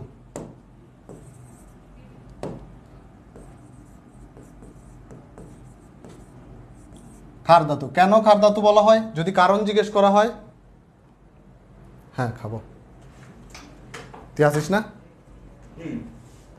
ওকে ঠিক আছে। যদি কারণ জিজ্ঞেস করা হয় যে কেন ক্ষার ধাতু, কারণ হচ্ছে এই যে গ্রুপ ওয়ানের যে মেটালগুলো আছে, গ্রুপ ওয়ানে কারা কারা আছে, ছোটোবেলায় কবিতা শিখছিস না, ওই যে লিনাকে রুবি ছেঁচে ফেলেছে, এরকম কিছু, লিথিয়াম, সোডিয়াম, পটাশিয়াম, এই টাইপের। তো এদের যদি বলা হয় কেন বলা হয়, কেন এটার নাম ক্ষার ধাতু, তাহলে এদের এই গ্রুপ ওয়ানের যে ক্ষার ধাতু আছে এদের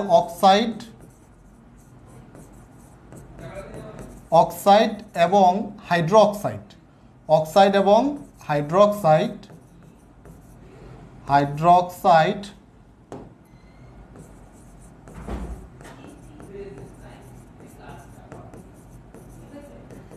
অক্সাইড এবং হাইড্রোক্সাইড ক্ষারধর্মী হয়, এদের অক্সাইড এবং হাইড্রোক্সাইড ক্ষারধর্মী হয় এই জন্য। হ্যাঁ, এরপর আয় গ্রুপ টু।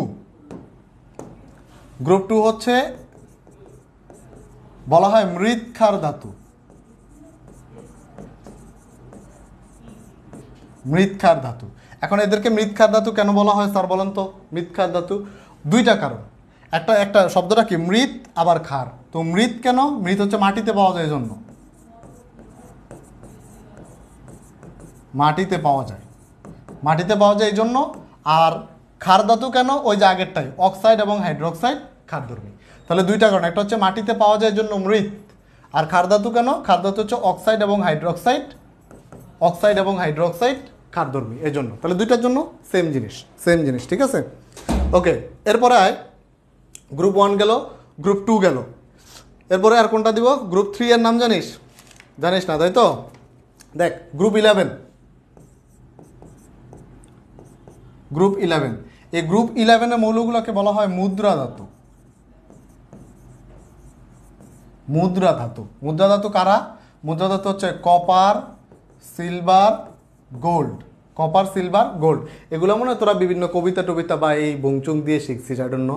এরকম আমাকে একবার এক ক্লাসে এক ছেলে বলতেছিল যে ভাই এটা হচ্ছে এই কপার, সিলভার, গোল্ড বা মুদ্রা ধাতু, এটা মনে রাখার নিয়ম হচ্ছে কথা ছিল আসবে।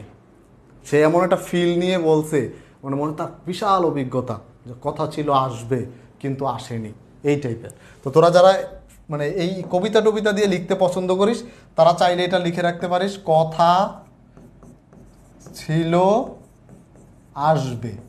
এই কথা হচ্ছে কপার, এটা হচ্ছে কপার, ছিল হচ্ছে সিলভার, আসবে হচ্ছে গোল্ড, অরাম। তাহলে এরা কারা? এরা হচ্ছে মুদ্রা ধাতু। আচ্ছা,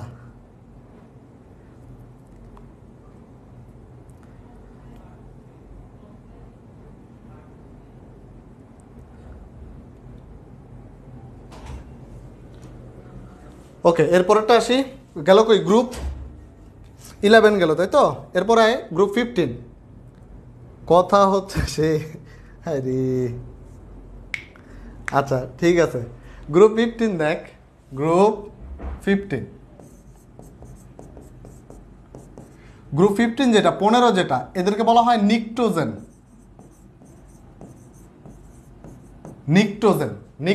এলিমেন্ট বলা হয়, নিকটোজেন মৌল কেন বলা হয়? নিকটোজেন মৌল বলার কারণ কি? নিকটোজেন মৌল বলার কারণ হচ্ছে নিকটোজেন এই শব্দটার অর্থ হচ্ছে শ্বাসরোধকারী। নিকটোজেন শব্দটার অর্থ কি? শ্বাসরোধকারী। নিকটোজেন শব্দের অর্থ হচ্ছে শ্বাসরোধকারী। তো কারা শ্বাসরোধ করে? কারা? এটা হচ্ছে ওই যে তোর এই গ্রুপ 15-এ কারা আছে, ওই যে কবিতা, এটার একটা কবিতা ছিল না, নলকূপের পানিতে আর্সেনিক সমস্যা বিরল।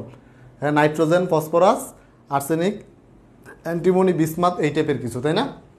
তাহলে যে নাইট্রোজেন, ফসফরাস এরা যারা আছে এদেরকে বলা হয় নিকটোজেন। এর মধ্যে নাইট্রোজেন, ফসফরাস, আর্সেনিক, এদের মানে ফসফরাস, আর্সেনিক বা যারা আছে ওদের দোষ নাই, দোষ হচ্ছে নাইট্রোজেনের, শুধুমাত্র নাইট্রোজেনের। নাইট্রোজেন কি করতে পারে? নাইট্রোজেন হচ্ছে অক্সিজেনের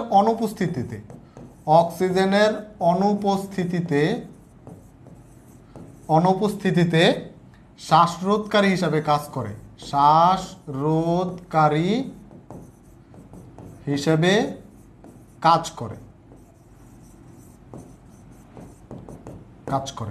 তাহলে এই গ্রুপ 15-কে আমরা বলতেছি নিকটোজেন মৌল শ্বাসরোধকারী। কেন? কারণ অক্সিজেনের অনুপস্থিতি, অর্থাৎ যেখানে অক্সিজেন নাই বা কম আছে, সেখানে যদি গ্রুপ 15-এ মৌল থাকে তাহলে তারা শ্বাসরোধকারী হিসেবে কাজ করবে। এদের মধ্যে কি সবাই? না, সবাই না, শুধুমাত্র নাইট্রোজেন, অনলি নাইট্রোজেন এই কাজটা করে। এখন এই নাইট্রোজেন এই কাজটা করে, কিন্তু সবাইকে বলতেছে নিক্টোজেন। কারণ কি? ওই যে সৎসঙ্গে স্বর্গবাস, অসৎসঙ্গে বাস, অসৎসঙ্গে অ্যাকচুয়াল বাস, তাই তো? সৎসঙ্গে স্বর্গবাস আর অসৎসঙ্গে আইক্যলাবাস, তাই তো? ওকে, ঠিক আছে। তারপরে আমরা আসি গ্রুপ 16কে কি বলা হয়? গ্রুপ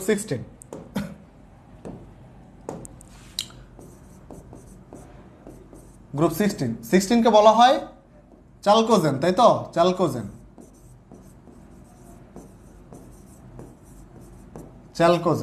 এই চালকোজেন কেন বলা হয়? কেন বলা হয়? কারণ হচ্ছে গ্রুপ 16-এ কারা আছে? গ্রুপ 16-এ 16-তে কারা আছে? অক্সিজেন, সালফার, এরা না? এই যে গ্রুপ 16 কই, 16 কই? এই যে 16-তে অক্সিজেন, সালফার। তো বেসিক্যালি আমাদের যেসব এই প্রাকৃতিক যেসব আকরিক আছে, আকরিক, হ্যাঁ, এই যে কপার, তামা, দস্তা, হ্যাঁ, এই যে বিভিন্ন ধরনের আয়রন, এদের যে আকরিক আছে, অনেক মানে ম্যাক্সিমাম আকরিকের মধ্যে এই অক্সিজেন এবং সালফার থাকে। ম্যাক্সিমাম বিষয়ের মধ্যে অক্সিজেন এবং সালফার থাকে। ধর আমাদের কপারের যে ম্যাক্সিমাম আকরিক, হ্যাঁ, কপারের যে আকরিক, এই আকরিক এটা বেশিরভাগ হচ্ছে তোর সালফাইড আর অক্সাইড হিসাবে পাওয়া যায়। সালফাইড অথবা অক্সাইড হিসাবে পাওয়া যায়। অক্সাইড হিসাবে পাওয়া যায়। এই যে কপারের যে আকরিকটা, যেটা সালফাইড বা অক্সাইড হিসাবে পাওয়া যায়, এটার একটা স্পেশাল নাম, মানে এইটাকে বলা হয় চালকোজ। এই চালকোজ নামে ডাকে। হ্যাঁ, কপারের যে আকরিকটা, এই আকরিকটা কি নামে ডাকে? চালকোজ নামে ডাকে। ওই চালকোজ থেকে, যেহেতু চালকোজের মধ্যে কি আছে? সালফাইড আছে, অক্সাইড আছে। বুঝছি বিষয়টা আমরা? কপারের যে আকরিক, এই আকরিক সালফাইড বা অক্সাইড হিসাবে পাওয়া যায়। এখন এই আকরিককে চালকোজ নামে ডাকে। আর এই চালকোজ থেকে আসছে কি? চালকোজেন। চালকোজ থেকে চালকোজেন। আশা করি বুঝতে পারছিস বিষয়টা। ক্লিয়ার হয়েছে কি? আকরিক কি? আকরিক বুঝোস না? খনি। এই যে ইসে উগান্ডায় যে স্বর্ণের খনি আছে না, ওই খনিটা হচ্ছে আকরিক। ইংরেজিতে বলা হয় ORE। ওই ওর যা, আকরিক যা, খনি যা, সব একই। ঠিক আছে? আচ্ছা, তাহলে গেল গ্রুপ 16। এবারে গ্রুপ 17, 17তে যাই।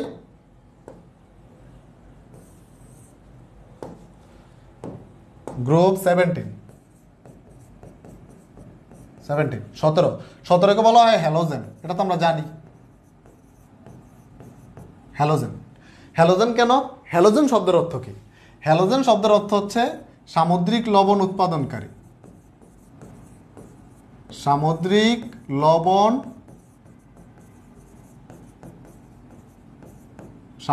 লবণ উৎপাদনকারী। তাহলে হ্যালোজেন শব্দের অর্থ হচ্ছে সামুদ্রিক লবণ উৎপন্নকারী। এখন সামুদ্রিক লবণে কি করে? এই যে হ্যালোজেনদেরকে পাওয়া যায় না? হ্যাঁ, ক্লোরিন, ব্রোমিন, আয়োডিন, এদেরকে কই পাওয়া যায়? সমুদ্রে পাওয়া যায়। তো যেহেতু সমুদ্রের মধ্যে পাওয়া যায়, সামুদ্রিক লবণের মধ্যে পাওয়া যায়, তো সামুদ্রিক লবণ উৎপাদনকারী যেসব এলিমেন্টস আছে এদেরকে বলা হয় হ্যালোজেন। আর হ্যালোজেন কারা? ওই যে যাদেরকে সমুদ্রে পাওয়া যায়। এখান থেকে মূলত গ্রুপ 17 এলিমেন্টগুলোকে আমরা বলি হচ্ছে হ্যালোজেন। ঠিক আছে? এরপরে লাস্ট ওয়ান, গ্রুপ 18। গ্রুপ 18কে কি বলা হয়? এটা তো নামের শেষ নাই। নিষ্ক্রিয় গ্যাস, নোবেল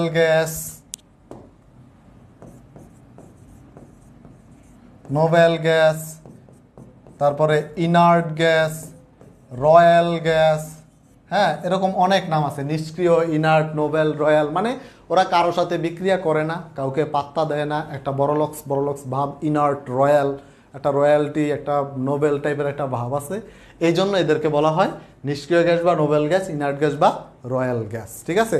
তাহলে এই যে জিনিসগুলো, এগুলো হচ্ছে এমসিকিউর জন্য লাগবে আর কি। এমসিকিউর জন্য লাগবে। আর এরকম নোট করা, একসাথে নোট করা থাকলে হচ্ছে তুই যখন ভবিষ্যতে পড়াইতে যাবি তখন আর তোর আলাদা করে কন্টেন্ট গোছাইতে হবে না। ভাইয়া যেটা গোছাই দিতেছি, শুধু নোটটা করে রাখবি, বাকিটা এটা দিয়ে পড়াই দিতে পারবি। ঠিক আছে? মাত্র তো শুরু, 2-4 দিন গেলে বুঝবি যে সামনে কি আসতেছে।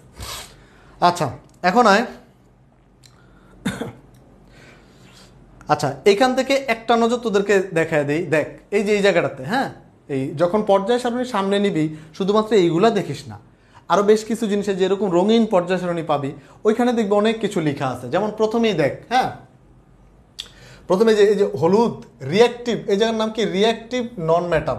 আমি জানি না তোদের ক্লিয়ার দেখা যাচ্ছে কিনা, এই জিনিসগুলো একটু ক্লিয়ার দেখা যাচ্ছে কিনা আমাকে একটু বলতো, তাহলে আমার বুঝাইতে সুবিধা হবে। ক্লিয়ার কিনা একটু বল। বাচ্চারা সজাগ আছিস? তোদের সৈকত ভাই আমার খাওয়ানোর লোভ দেখাইতেছে, বলতেছে আয় তাড়াতাড়ি খাইতে যাব।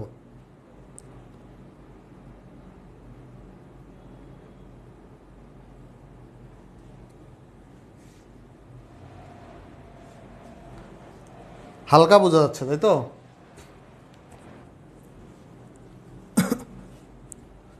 বাকিরা সবাইকে হালকা বুঝতেছে?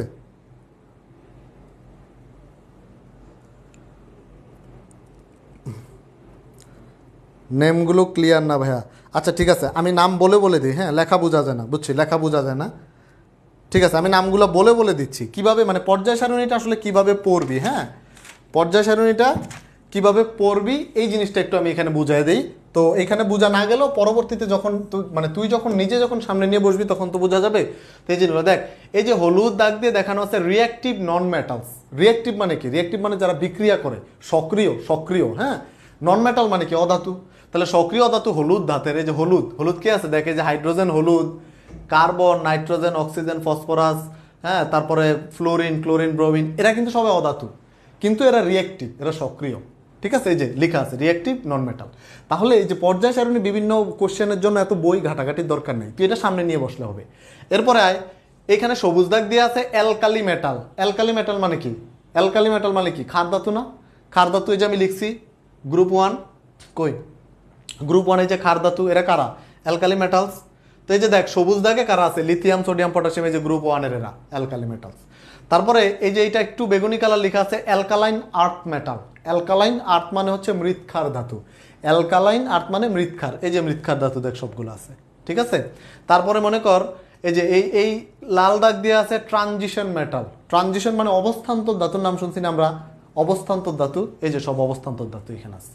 ঠিক আছে, তারপরে আবার লেখা আছে মেটালয়েডস। মেটালয়েডস আছে সবুজ, এই যে সবুজ, এই যে এই টাইপের গুলা, silicon, boron, silicon, germanium, arsenic, antimony, tellurium, এরা কি?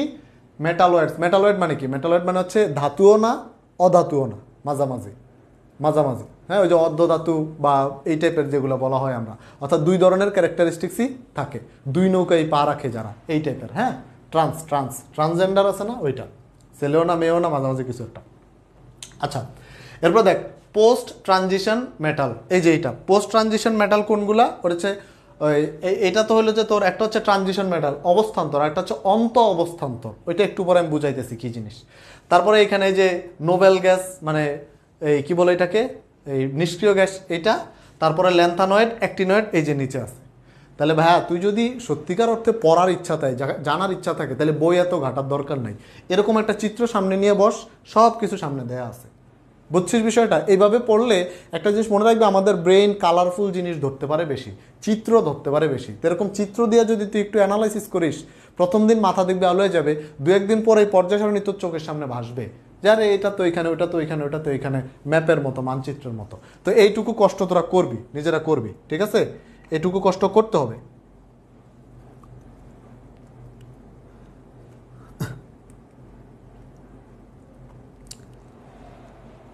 ওকে, ঠিক আছে, তাহলে যাই আমরা পরেরটাতে। আচ্ছা, এখানে আরেকটা ইনফরমেশন অ্যাড করে দেই, আরেকটা ইনফরমেশন ছোট্ট করে লিখে দেই, এটা না লিখলে শান্তি পাবো না। সেটা হচ্ছে আমাদের ল্যান্থানয়েড যেগুলো আছে, ল্যান্থানয়েড সিরিজের যেগুলো আছে, এদেরকে বলা হয় বিরল মৃত্তিকা, বিরল মৃত্তিকা মৌল। ল্যান্থানয়েডকে বলা হয় ল্যান্থানয়েড।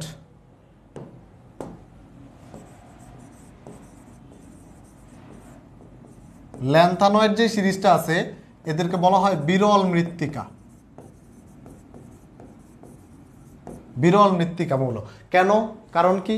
বিরল মানে কি? যেটা খুব একটা পাওয়া যায় না, তাই না? নাই বললেই চলে, ওই যে বিলুপ্তর পথে। আর মৃত্তিকা মানে কি? মাটি। তার মানে মাটিতে যেটা একেবারেই পাওয়া যায় না, ভূত্বকে, ভূপৃষ্ঠে যেটা একেবারেই পাওয়া যায় না, খুব কম পাওয়া যায়, ওইগুলোকে বলা হয় ল্যান্থানয়েড মানে বিরল মৃত্তিকা মৌল। তো ল্যান্থানয়েড সিরিজের যে মৌলগুলো আছে এগুলাকে মাটিতে খুব একটা পাওয়া যায় না, এজন্য এদেরকে বলা হয় বিরল মৃত্তিকা। এই জিনিসটাও মাথায় রাখিস। ওকে, এরপরে দেখ 4টি ব্লক ও এদের বর্ণনা। এই কোন ব্লকের মৌল কোনটা, বিভিন্ন ব্লকের ধর্মটর্ম, ওইগুলাই মূলত এই বইয়ের এই চ্যাপ্টারে পড়াশোনা। কিন্তু আমরা এখানে যেটা করব যে কোন ব্লকটা কোনটাতে কি হয় টুকিটাকি 1 লাইন 2 লাইন করে বলে যাব। ইনশাল্লাহ আমরা নেক্সট ক্লাস থেকে এগুলো ডিটেলসে পড়া শুরু করব। তো প্রথমেই প্রথম হচ্ছে এক টাইমে 2টা ক্লাস দিছে কেন? আচ্ছা, এটা একটু ঝামেলা হয়েছে, সমস্যা নেই, আমরা নেক্সট দিন থেকে এটা ঠিক করে নিব না। হ্যাঁ, এটা আমি দেখি হৃদয়ের সাথে কথা বলে নিব না, যেন ক্লাস না হয়। আজকে মানে তেমন একটা প্যারা নেই নাই কেন, ওই খুব সিম্পল ক্লাস তো, ধর এগুলো সবই তোরা মোটামুটি পারিস, এই জন্য এত প্যারা নেই। তো নেক্সট দিন থেকে যখন অনেক মানে হাই কন্টেন্ট নিয়ে আসবো, কঠিন কঠিন জিনিস পড়াবো, তখন অবশ্যই টাইমটা মাথায় রেখে ক্লাসের টাইম দিব, ঠিক আছে? আচ্ছা, এখন এস ব্লক মৌল কারা? এস ব্লক মৌল হচ্ছে যাদের শেষ ইলেকট্রনটা এস অরবিটালে যাবে, সোজা হিসাব। যাদের শেষ ইলেকট্রনটা এস অরবিটালে, অর্থাৎ শেষ ইলেকট্রনটা এস অরবিটালে গেলে ওদের ইলেকট্রন বিন্যাসটা কেমন হবে? S1 থেকে 2, অর্থাৎ ওই শেষ যে ইলেকট্রনটা আছে সেটা কোনো না কোনোভাবে এস অরবিটালে যাবে। এবং এরা কারা? এই এস ব্লক কারা? এস ব্লক হচ্ছে গ্রুপ 1 আর গ্রুপ 2। এই গ্রুপ 1 আর গ্রুপ 2 এর যে মৌলগুলো আছে এগুলাকে বলি হচ্ছে আমরা এস ব্লক মৌল, এস ব্লক মৌল, ঠিক আছে? আর টোটাল এস ব্লক মৌলের সংখ্যা কতটি? টোটাল এস ব্লক মৌলের সংখ্যা হচ্ছে 14টি, ঠিক আছে? 14টি। এখন যেই কোনো এস ব্লক মৌল তুই গ্রুপ 1 এবং গ্রুপ 2 নিয়ে তুই যদি ইলেকট্রন বিন্যাস লিখিস, দেখবি শেষ কক্ষপথের ইলেকট্রনটা কোনো না কোনোভাবে এস অরবিটালে গেছে। যেহেতু এগুলো তোরা মোটামুটি জানিস, এটা নিয়ে আমি বেশি কথা বলবো না। এরপরে পি ব্লক। পি ব্লক কোনগুলা? পি ব্লক হচ্ছে ওই যে শেষ কক্ষপথের ইলেকট্রন পি অরবিটালে যাবে। শেষ কক্ষপথের ইলেকট্রন কোথায় যাবে? পি অরবিটালে। অর্থাৎ আমার পি ব্লক তারাই হবে যাদের শেষ কক্ষপথের ইলেকট্রন হবে NP1 থেকে 6। পি অরবিটালে কয়টা ইলেকট্রন থাকতে পারে? সর্বোচ্চ 6টা। তো যদি P1, P2, P3, P4, 5, 6 whatever it is, P অরবিটালে যদি শেষ কক্ষপথের ইলেকট্রনটা যায়, তাহলে এটাকে আমরা বলবো কি?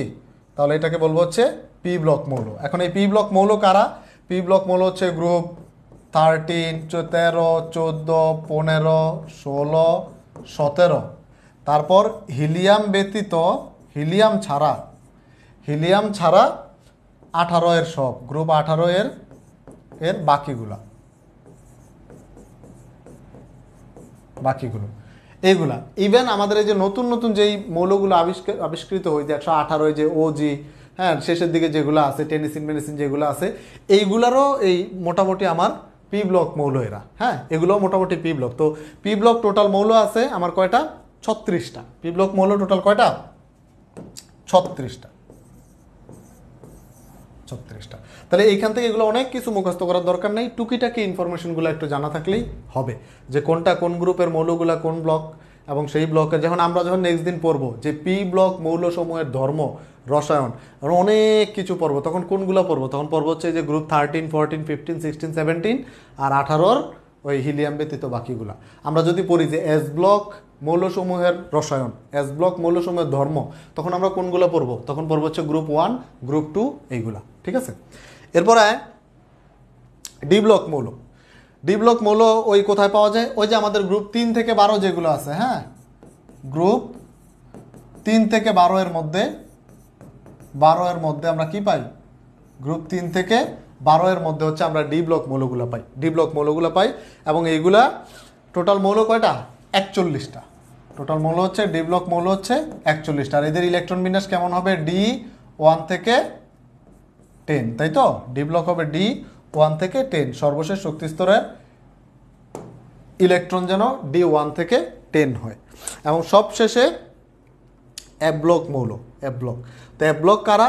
ওই যে ল্যান্থানয়েড আর অ্যাক্টিনয়েড সিরিজ পড়ছি না আমরা, ওই ল্যান্থানয়েড আর অ্যাক্টিনয়েডের যেই মৌলগুলো আছে এগুলো মোটামুটি ম্যাক্সিমাম হচ্ছে এফ ব্লক। তাহলে এরা কারা? এরা হচ্ছে ল্যান্থানয়েড আর অ্যাক্টিনয়েড। ল্যান্থানয়েড অ্যাক্টিনয়েড যেই সিরিজ আছে, এই সিরিজের বাচ্চা কাচ্চারা যারা আছে ওরা হচ্ছে আমার এফ ব্লক মৌল। আর এফ ব্লক মৌল কয়টা? এফ ব্লক মৌল হচ্ছে 27টা।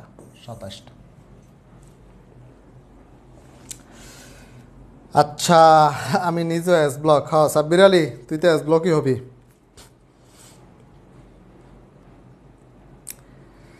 কি দরকার ছিল দুইটা ক্লাস একসাথে আর জীবন, বুঝছি তোর জীবন তেজপাতা করে দিছি আমরা, বাট ইটস ওকে ভাই। নেক্সট দিন থেকে এই জিনিসটা যাতে না হয় ওই চেষ্টা করব, হ্যাঁ। কারণ আসলে এত এত ক্লাস তো একটু গ্যাঞ্জাম লেগে গেছে, তো নেক্সট দিন থেকে চিন্তা ভাবনা করে টাইম দিব, প্যারা নিস না। আজকের ক্লাস মানে এই না, অত হাই কঠিন অনেক কিছু না করলে জীবন শেষ, এরকম কিছুই না। তাছাড়া ইউটিউবে তো পাবি, প্লাস হচ্ছে পিডিএফ দেওয়া হবে, প্যারা নিস না। নেক্সট ক্লাস যেখানে আমি অনেক হাই কন্টেন্ট পড়াবো সেখানে বলে দিব যে এই ক্লাসটা মিস দিস না, ঠিক আছে? আচ্ছা, এরপরে আয় পরবর্তী জিনিস তোদের সাথে ডিসকাস করি, সেটা হচ্ছে দেখ অবস্থান্তর মৌল। আচ্ছা, এই একটা জিনিস এসএসসিতে প্রচুর পড়ে আসছিস, ডি ব্লক মৌল আর অবস্থান্তর মৌল এবং এদের টুকিটাকি কথাবার্তা। তো অবস্থান্তর মৌল কোনটা আর ডি ব্লক মৌল কোনটা, এই দুইটার পার্থক্য মোটামুটি আমরা পড়ে আসছি, তাই না? ডি ব্লক কোনটা বলতো? যদি আমরা ডি ব্লক বলতাম, ডি ব্লক যদি বলতাম, তাহলে ডি ব্লক হয়তো শেষ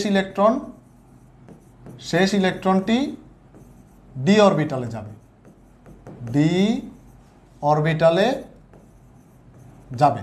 অর্থাৎ ইলেকট্রন বিন্যাস হইতে হবে কীরকম? ইলেকট্রন বিন্যাস হইতে হবে এই যে ডি 1 থেকে 10 এই টাইপের, তাই তো? এটাকে আমরা বলতাম কি? এটাকে বলতাম হচ্ছে ডি ব্লক মৌল। কিন্তু যখন ব্যাপারটা আসে অবস্থান্তর মৌলের ক্ষেত্রে, অবস্থান্তর মৌলের ক্ষেত্রে যখন কথাটা চলে আসে তখন ব্যাপারটা কীরকম? অবস্থান্তর মৌল, অবস্থান্তর মৌল, অবস্থান্তর মৌল ডি ব্লক মৌলই, অর্থাৎ তাদেরও শেষ শক্তিস্তর ইলেকট্রন ডি অরবিটালে যায়, কিন্তু এখানে শর্ত কি? অবস্থান্তর মৌলের শর্ত হচ্ছে যে যে কোনো ডি ব্লক মৌলের সুস্থিত আয়ন, কোনো ডি ব্লক মৌলের যদি সুস্থিত আয়ন, অর্থাৎ একটা আয়ন যেটা স্থিতিশীল হবে, স্টেবল হবে, সেই সুস্থিত আয়নের ইলেকট্রন বিন্যাসে যদি ডি অরবিটাল আংশিক পূর্ণ থাকে তখন সেটাকে বলা হয় অবস্থান্তর মৌল। অর্থাৎ আমার কোনো মৌলের ডি ব্লক মৌলের সুস্থিত আয়নের ইলেকট্রন বিন্যাস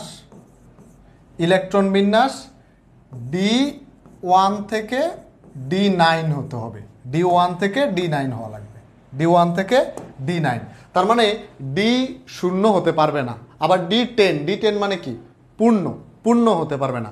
তার মানে আমার এই সুস্থিত যে ইলেকট্রন বিন্যাস, এই সুস্থিত আয়নের যে ইলেকট্রন বিন্যাস, এখানে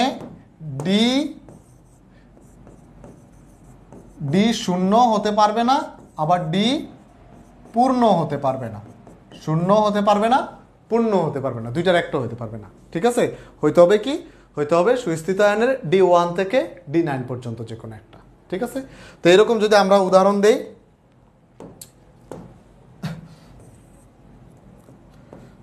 মনে করে স্ক্যান্ডিয়ামের 21, এটার ইলেকট্রন বিন্যাস যদি লিখি, ইলেকট্রন বিন্যাস আমরা একটু পরে লিখবো, আমি সংক্ষেপে লিখি।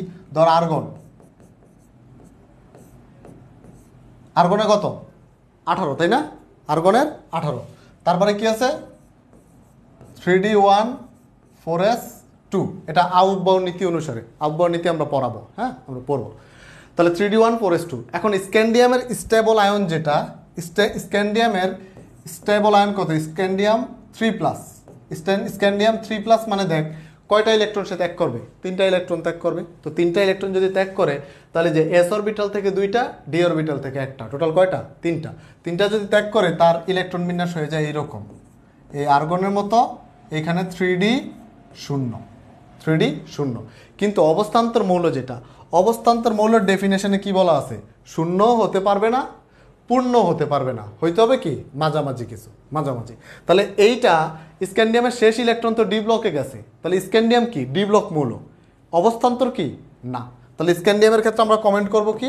এটার ক্ষেত্রে আমরা কমেন্ট করব হচ্ছে এটা কি বলে, এটাকে ডি ব্লক, মানে ডি ব্লক মৌল কিন্তু অবস্থান্তর না। এরপর আমরা আরেকটাতে যাই, ধর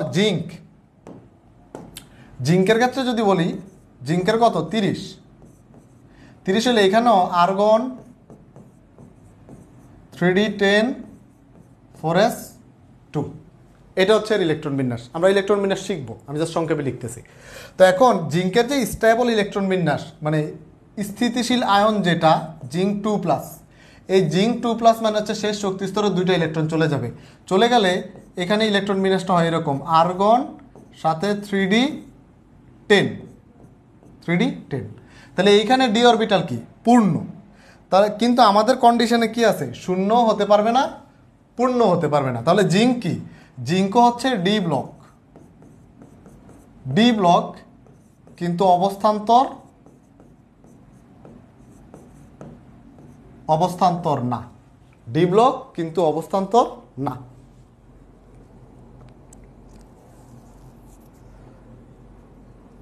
আচ্ছা F1 থেকে F13 এটা কি হবে? হ্যাঁ হবে, ধৈর্য ধর।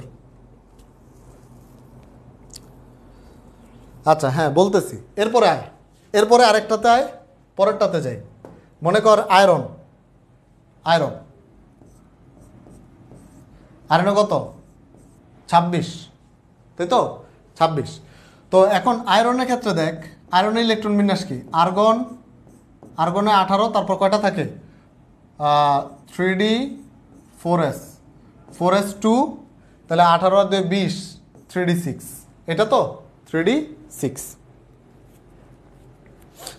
ওকে, এখন এটা যদি হয় 3d6 4s2 যদি হয়, তো আয়রনের স্টেবল ইলেকট্রন বিন্যাস দুইটা আছে, একটা হচ্ছে আয়রন 2+, আর একটা আয়রন 3+, যে কোনো একটা হইলেই হবে। ধর আমরা আয়রন 3+ নিলাম, আয়রন 3+ মানে হচ্ছে 3টা ইলেকট্রন চলে যাবে।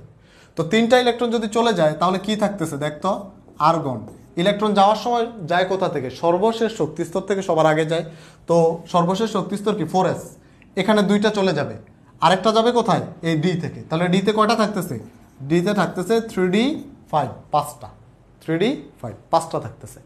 এখন আমাদের সত্য কি, শূন্য হওয়া যাবে না, পূর্ণ হওয়া যাবে না, এটা শূন্যও না পূর্ণও না, অর্থাৎ 1 থেকে 9-এর মধ্যে পড়ে। তাহলে এইটার ক্ষেত্রে আমরা কি কমেন্ট করব, আমাদের এই আয়রনের ক্ষেত্রে কি কমেন্ট করব? আয়রনের ক্ষেত্রে প্রথম কমেন্ট হচ্ছে এটা ডি ব্লক, যেহেতু শেষ শক্তি স্তরের শেষ ইলেকট্রনটা ডি অরবিটালে গেছে, এবং অ্যাট দ্য সেম টাইম এটা হচ্ছে অবস্থান্তর দুইটাই। তাহলে এই যে 3টা উদাহরণ, এই 3টা উদাহরণ থেকে একটা জিনিস তোরা এসএসসিতে প্রচুর পড়ে আসছিস, প্রচুর। সেটা কি, সেটা হচ্ছে সকল অবস্থান্তর মৌলই ডি ব্লক মৌল, কিন্তু সকল ডি ব্লক মৌল অবস্থান্তর মৌল নয়। সকল অবস্থান্তর মৌলই ডি ব্লক মৌল, কিন্তু সকল ডি ব্লক মৌল অবস্থান্তর মৌল নয়। এই লাইনটা সুন্দর করে আবার নোট, যদিও এটা এসএসসিতে পড়ে আসছিস, এটা সারা জীবনই পড়তে হবে। তাহলে কি বললাম, সকল অবস্থান্তর মৌলই ডি ব্লক মৌল, কিন্তু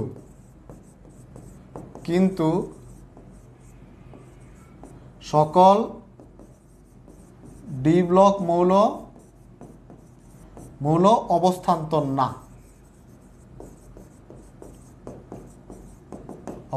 নয়।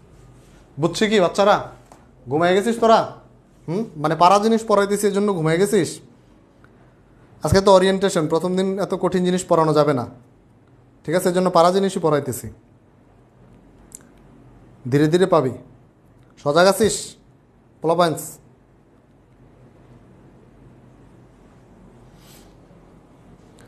জেগেই আছি, ঘুমাই নাই। বাকি বাচ্চারা কি টাইপ করতে পারিস না?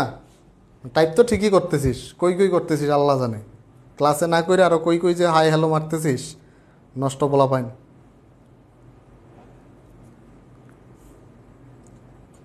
ঠিক আছে,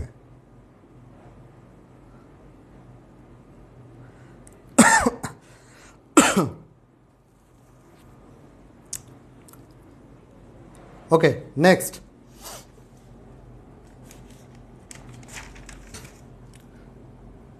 আচ্ছা, এই যে অবস্থান্তর মৌল যেগুলা, ভাই ক্লাস কয়টা পর্যন্ত নেবেন? এই আর বেশিক্ষণ না, আর অল্প কিছুক্ষণ। আমরা ভদ্র ভদ্র বাচ্চা। হ্যাঁ ঠিক আছে, ঠিক আছে, তোর অনেক ভদ্র। জেগে আছি, কনগ্রাচুলেশনস, জেগে থাকেন। আচ্ছা, আর বেশিক্ষণ নিব না, অল্প কিছুক্ষণ। বেশিক্ষণ তো নিব নেক্সট ক্লাস থেকে, যখন অনেক প্যারার জিনিস পড়াবো। আচ্ছা, এখন এই যে অবস্থান্তর মৌল নিয়ে আমাদের ডি ব্লক মৌল নিয়ে অনেক পড়াশোনা আছে। ডি ব্লক মৌলের বিভিন্ন ধর্ম, তারা জটিল যৌগ গঠন করে, রঙিন যৌগ গঠন করে, চৌম্বকত্ব প্রদর্শন করে, হ্যান করে ত্যান করে, অনেক কিছু আছে, প্রভাবক হিসাবে কাজ করে। এই সব বিষয়ে আমরা ডিটেলস নেক্সট ক্লাসগুলোতে আসবে। হ্যাঁ, তখন আশা করি খুব প্যারা খাবা তোমরা, তখন আর এই শান্তি থাকবে না। আচ্ছা, আরেকটা হচ্ছে অন্ত অবস্থান্তর মৌল। একটা তো গেল অবস্থান্তর, আরেকটা বলছিলাম কি অন্ত অবস্থান্তর। এটা ডিটেলসে তেমন পড়ার দরকার নাই। অবস্থান্তর আমরা কি বলছিলাম? অবস্থান্তরে বলছিলাম ডি অরবিটাল শূন্য বা পূর্ণ থাকা যাবে না, থাকতে হবে কত? ডি 1 থেকে 9। আর অন্ত অবস্থান্তর যেটা, এটা হচ্ছে F orbital. F orbital, F orbital এটা শূন্য বা পূর্ণ, শূন্য বা পূর্ণ দুইটার একটাও হতে পারবে না। ঠিক আছে, তাহলে হওয়া লাগবে কি? হওয়া লাগবে হচ্ছে এফ অরবিটালে সর্বোচ্চ কয়টা ইলেকট্রন থাকতে পারে? 14টা, তাই না? তাহলে 14টার আগে এফ 1 থেকে 13। তাহলে যেসব মৌলের ইলেকট্রন বিন্যাসে এফ 1 থেকে 13 হবে, তাদেরকে আমরা কি বলবো? তাদেরকে বলবো হচ্ছে অন্ত অবস্থান্তর, অন্ত অবস্থান্তর মৌল। এখন মৌলের ইলেকট্রন বিন্যাস না, কিন্তু মৌলের ইলেকট্রন বিন্যাস না, কার? আয়নের, সুস্থিত আয়নের। তাহলে যদি এরকম হয় যে সুস্থিত আয়নের ইলেকট্রন বিন্যাসে, সুস্থিত আয়নের, আয়নের ইলেকট্রন বিন্যাসে, ইলেকট্রন বিন্যাসে যে F1 থেকে 13 হয়। ঠিক আছে, ছোট্ট একটা উদাহরণ দেখে রাখি, ছোট্ট, যদি কোনোদিন বিপদে পড়ে যায়, পরীক্ষায় চলে আসে, তাহলে যেন অ্যান্সার দিতে পারি। সিরিয়াম আছে না, সিরিয়াম 58, এই ওস্তাদের ইলেকট্রন বিন্যাস হচ্ছে এরকম। জেনন, জেননের হচ্ছে 54। তো জেননের 54 যদি লিখে ফেলি, বাকি থাকে কত? 4, তাই না? 4। এই 4 হচ্ছে 4f2 আর 6s2। ঠিক আছে, 4f2 আর 6s2। তা এখন সিরিয়ামের যেটা হচ্ছে সিরিয়াম 3+, সিরিয়াম হচ্ছে, সিরিয়ামের যে স্টেবল আয়ন, সিরিয়ামের স্টেবল আয়ন কত? স্টেবল আয়ন হচ্ছে সিরিয়াম 3+। 3+ মানে হচ্ছে 3টা ইলেকট্রন চলে যাবে। তো 3টা ইলেকট্রন চলে গেলে দেখ, প্রথমে যাবে কোথায়? বহিস্থ থেকে, বাহির থেকে। তো বাহিরে 6s থেকে 2টা চলে গেলে আরেকটা যাবে কোথায়? F থেকে। তাহলে এখানে কি থাকে? 4f1, 4f1। তাহলে এইটা আমরা যদি আমাদের যদি কমেন্ট করতে দেয় যে এই যে সিরিয়াম 3 বা সিরিয়াম যেটা, এটা কি? এটা তাহলে এটা হচ্ছে এফ ব্লক এলিমেন্ট, অবশ্যই, যেহেতু শেষ কক্ষপথের ইলেকট্রন এফ ব্লকে গেছে। আরেকটা কি? আরেকটা হচ্ছে এটা অন্ত অবস্থান্তর, অন্ত অবস্থান্তর। এটা দুইটাই কেন? কারণ ওই যে দেখ এফ অরবিটাল 1 থেকে 13-র মধ্যে, এফ অরবিটালে 1 থেকে 13-র মধ্যে ইলেকট্রন আছে। ঠিক আছে,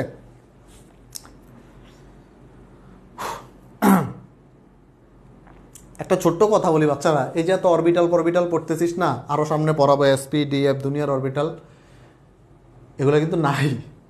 এই অরবিটাল কিন্তু বাস্তবে কোনো ফিজিক্যাল এক্সিস্টেন্স নাই। There is no physical existence of orbital, এটা মাথায় রাখিস। হ্যাঁ, অনেক স্বপ্ন নিয়ে তো পড়তেছিস, এইটা পড়ে মরে একদম উল্লাই দিবি। আমি যখন ঢাকা ইউনিভার্সিটিতে এই কেমিস্ট্রিতে ক্লাস করি, তখন আমাদের একজন টিচার হঠাৎ করে একদিন এসে বলতেছিল যে there is no physical existence of orbital, অরবিটালে কোনো ফিজিক্যাল এক্সিস্টেন্স নাই, কোনো ফিজিক্যাল এক্সিস্টেন্স নাই। তখন আমরা স্যারকে জিজ্ঞেস করছিলাম যে স্যার তাহলে ইলেকট্রন কোথায় থাকে? তো স্যার বলতেছিল ইলেকট্রন কান ফ্লাই ইন দ্য স্কাই নর swim in the pond. Electron আকাশে ওড়ে না, পুকুরেও সাঁতার কাটতে পারে না। ইলেকট্রন যেখানে থাকার কথা সেখানেই থাকবে। আর ইলেকট্রন যেই জায়গায় থাকে, হাইপোথেটিক্যালি আমরা চিন্তা করি it's an structure of orbital, it's a structure of orbital. এটা অরবিটালের একটা হাইপোথেটিক্যাল স্ট্রাকচার চিন্তা করি, but there is no physical existence, কোনো ফিজিক্যাল এক্সিস্টেন্স নাই। তো সুতরাং যত পড়াশোনাই করি, দিন শেষে এগুলার নিয়ে অনেক সন্দেহ আছে। ঠিক আছে, আচ্ছা দেখ, আমরা খুব কাছাকাছি চলে আসছি আজকের ক্লাসের। আর দু চারটা কথা বলে ক্লাস শেষ করে দিব, অল্প কিছু জিনিস। ওকে, আচ্ছা, এরপর ইলেকট্রন বিন্যাস, ইলেকট্রন বিন্যাস। ওকে, কেন ইলেকট্রন বিন্যাস? এই যে ইলেকট্রন বিন্যাস আউটবাউ নীতির হচ্ছে গুণগত রসায়নে আছে, কিন্তু ইলেকট্রন বিন্যাস প্রপারলি লিখতে না পারলে ইলেকট্রন বিন্যাস প্রপারলি লিখতে না পারলে, না জানলে এই চ্যাপ্টারের পরবর্তী ক্লাসগুলোতে খুব খুব কষ্ট হবে। এজন্য আমরা আউটবাউ নীতিটা আমি পড়াই দিচ্ছি, পড়াই দিয়ে তোদেরকে কিছু কাজ দিয়ে দিতেছি, তারপরে ক্লাস শেষ। হ্যাঁ, তো কাজ দিয়ে দিচ্ছি, দেখ খেয়াল কর। প্রথমে আসি আউটবাউ নীতি। ইলেকট্রন বিন্যাস লেখার ক্ষেত্রে আউটবাউ নীতিটা কি? আউটবাউ নীতি না জানলে প্রপারলি ইলেকট্রন বিন্যাস লেখা যাবে না। তো আউটবাউ নীতিটা হচ্ছে এরকম যে পরমাণুর ইলেকট্রন বিন্যাস যখন আমরা করব, ইলেকট্রনগুলা কম শক্তির অরবিটালে আগে প্রবেশ করবে। ঠিক আছে, তাহলে একদম সংক্ষেপে যদি বলি যে ইলেকট্রনগুলো কম শক্তির অরবিটালে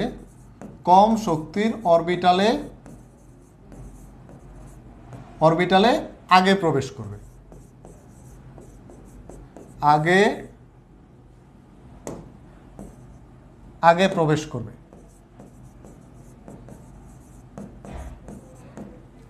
করবে। ইলেকট্রনগুলো কম শক্তির অরবিটালে আগে প্রবেশ করবে। এখন কথা হচ্ছে কোন অরবিটালের শক্তি বেশি, কোন অরবিটালের শক্তি কম, সেটা আমরা কেমনে বুঝবো? তো সেটা বোঝার জন্য আমরা যে কোয়ান্টাম সংখ্যা পড়েছিলাম, ওই কোয়ান্টাম সংখ্যার সাহায্য নিতে হবে। যে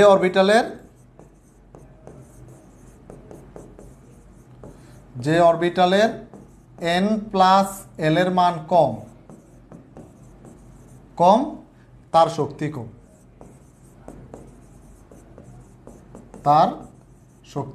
কম। ঠিক আছে, n+n এর মান।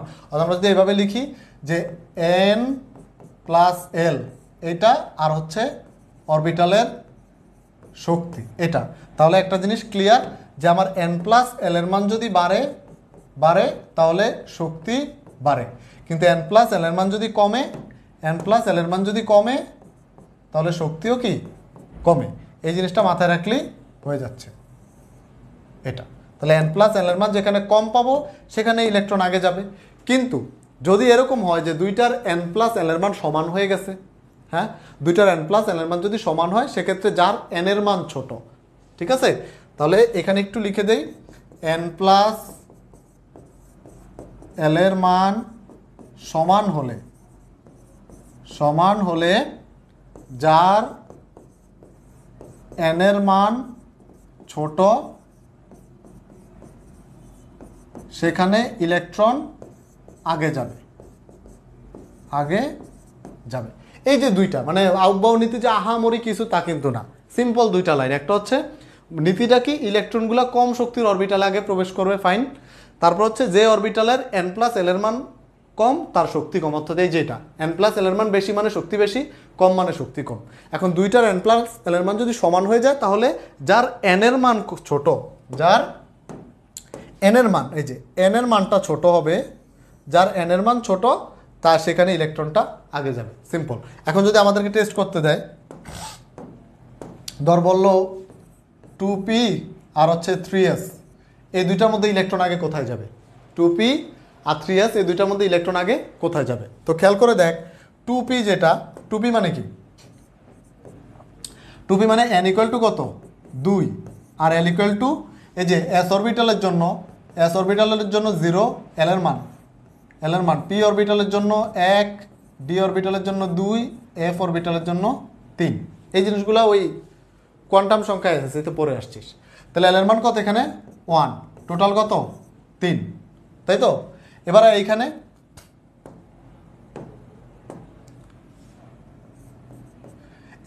n = কত? 3, আর l = 0, তাহলে কত? 3। তো দুইটাই দেখ সেম। তাহলে ইলেকট্রন আগে কোনটাতে যাবে? যেটার n এর মান কম। এখন এটার n এর মান 3, এটার n এর মান 2, তাহলে যেটার n এর মান কম আছে সেখানে আগে প্রবেশ করবে, এইটাতে। ঠিক আছে, এটাতে আগে প্রবেশ করবে। এরপরে ধর আমরা যদি আরেকটা করি, ধর 3D আর 4s, সেই যুগান্তকারী প্রশ্ন যেটা শুনতে শুনতে তোরা হয়তো বিরক্ত। এটার ক্ষেত্রে n = 3 আর l = 2, তাহলে কত? 5, তাই তো? 5।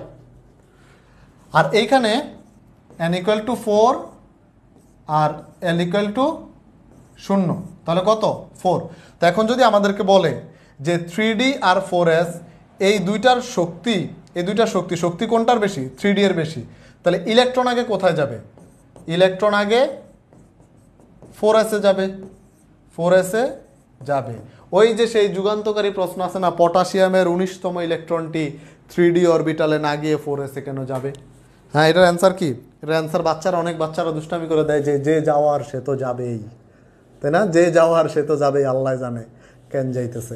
তো এই যে এই ধরনের কোশ্চেনগুলো তোরা অনেক পাইছিস লাইফে, যে পটাশিয়ামের 19তম ইলেকট্রন 3d-তে না গিয়ে 4s-এ কেন যায়? কেন যায়? কারণ 3d এর শক্তি বেশি, 4s-এর শক্তি কম, আর যেখানে শক্তি কম ইলেকট্রন সেখানে আগে যাবে। ঠিক আছে? তো এবার আয়, তোদের বাড়ির কাজ নিয়ে নে। আজকে প্রথম দিন, বেশি পড়াচ্ছি না।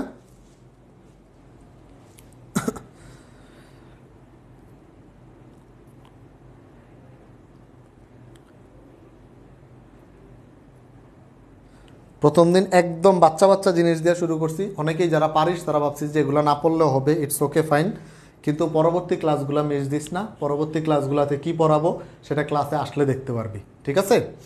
আচ্ছা, তোদের কাজ হচ্ছে, এসডব্লিউ হচ্ছে প্রথম 30টা মৌলের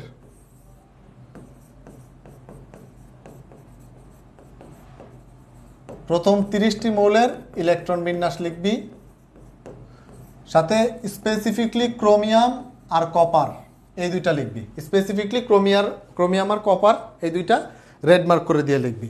ঠিক আছে?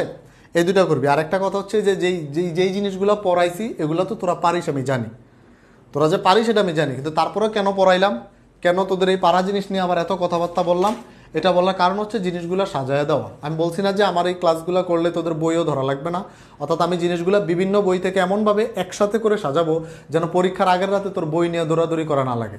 আমার এই ক্লাসগুলো, এই পিডিএফগুলো দেখলেই হবে। কিন্তু বিষয়টা হচ্ছে আমি যে পিডিএফে দেখ এখানে যে লিখছি, এভাবে লিখছি, এগুলো তো পিডিএফে দেখলে তুই বুঝবি না। তুই কখন বুঝবি? যখন তুই নিজে হাতে নোটগুলো করবি। তো যারা এই ক্লাসগুলো মানে ক্লাসটা এখন পর্যন্ত টিকে আসিস, সহ্য করে আসিস, তোদের কাজ হচ্ছে এই ক্লাসটা সম্পূর্ণ একটা নোট করা, এবং নোট করার পর এই নোটগুলো আপলোড দিবি কোথায়, মানে শেয়ার করবি কোথায়? শেয়ার করবি হচ্ছে আমাদের ট্রিপল বন্ড যে গ্রুপ আছে ওই গ্রুপের মধ্যে। ঠিক আছে? তোরা যে নোট শেয়ার করলে তোদের সৈকত ভাই, আমি, তোদের এয়ার ভাই, আমরা সবাই মিলে চেক করব বলতে এমন না যে তোকে নাম্বার দিব, মানে তোদের নোটগুলো দেখলে আমাদেরও ভালো লাগে, একটা স্যাটিসফ্যাকশন কাজ করে। অন্যান্য সবাই, শিক্ষার মূল উদ্দেশ্য কি? ছড়িয়ে দেওয়া। অন্যান্য বাচ্চা কাচ্চারাও এটা দিয়ে উপকারিত হবে। তাহলে কি করবি তোরা হচ্ছে ট্রিপল বন্ড গ্রুপে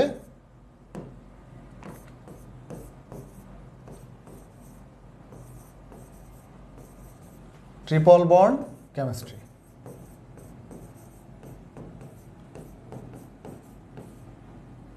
ট্রিপল বন্ড কেমিস্ট্রি একাডেমি, ওই একাডেমি আর লিখলাম না, এই গ্রুপটার মধ্যে নোটগুলো তোরা সবাই শেয়ার করে দিবি। ঠিক আছে?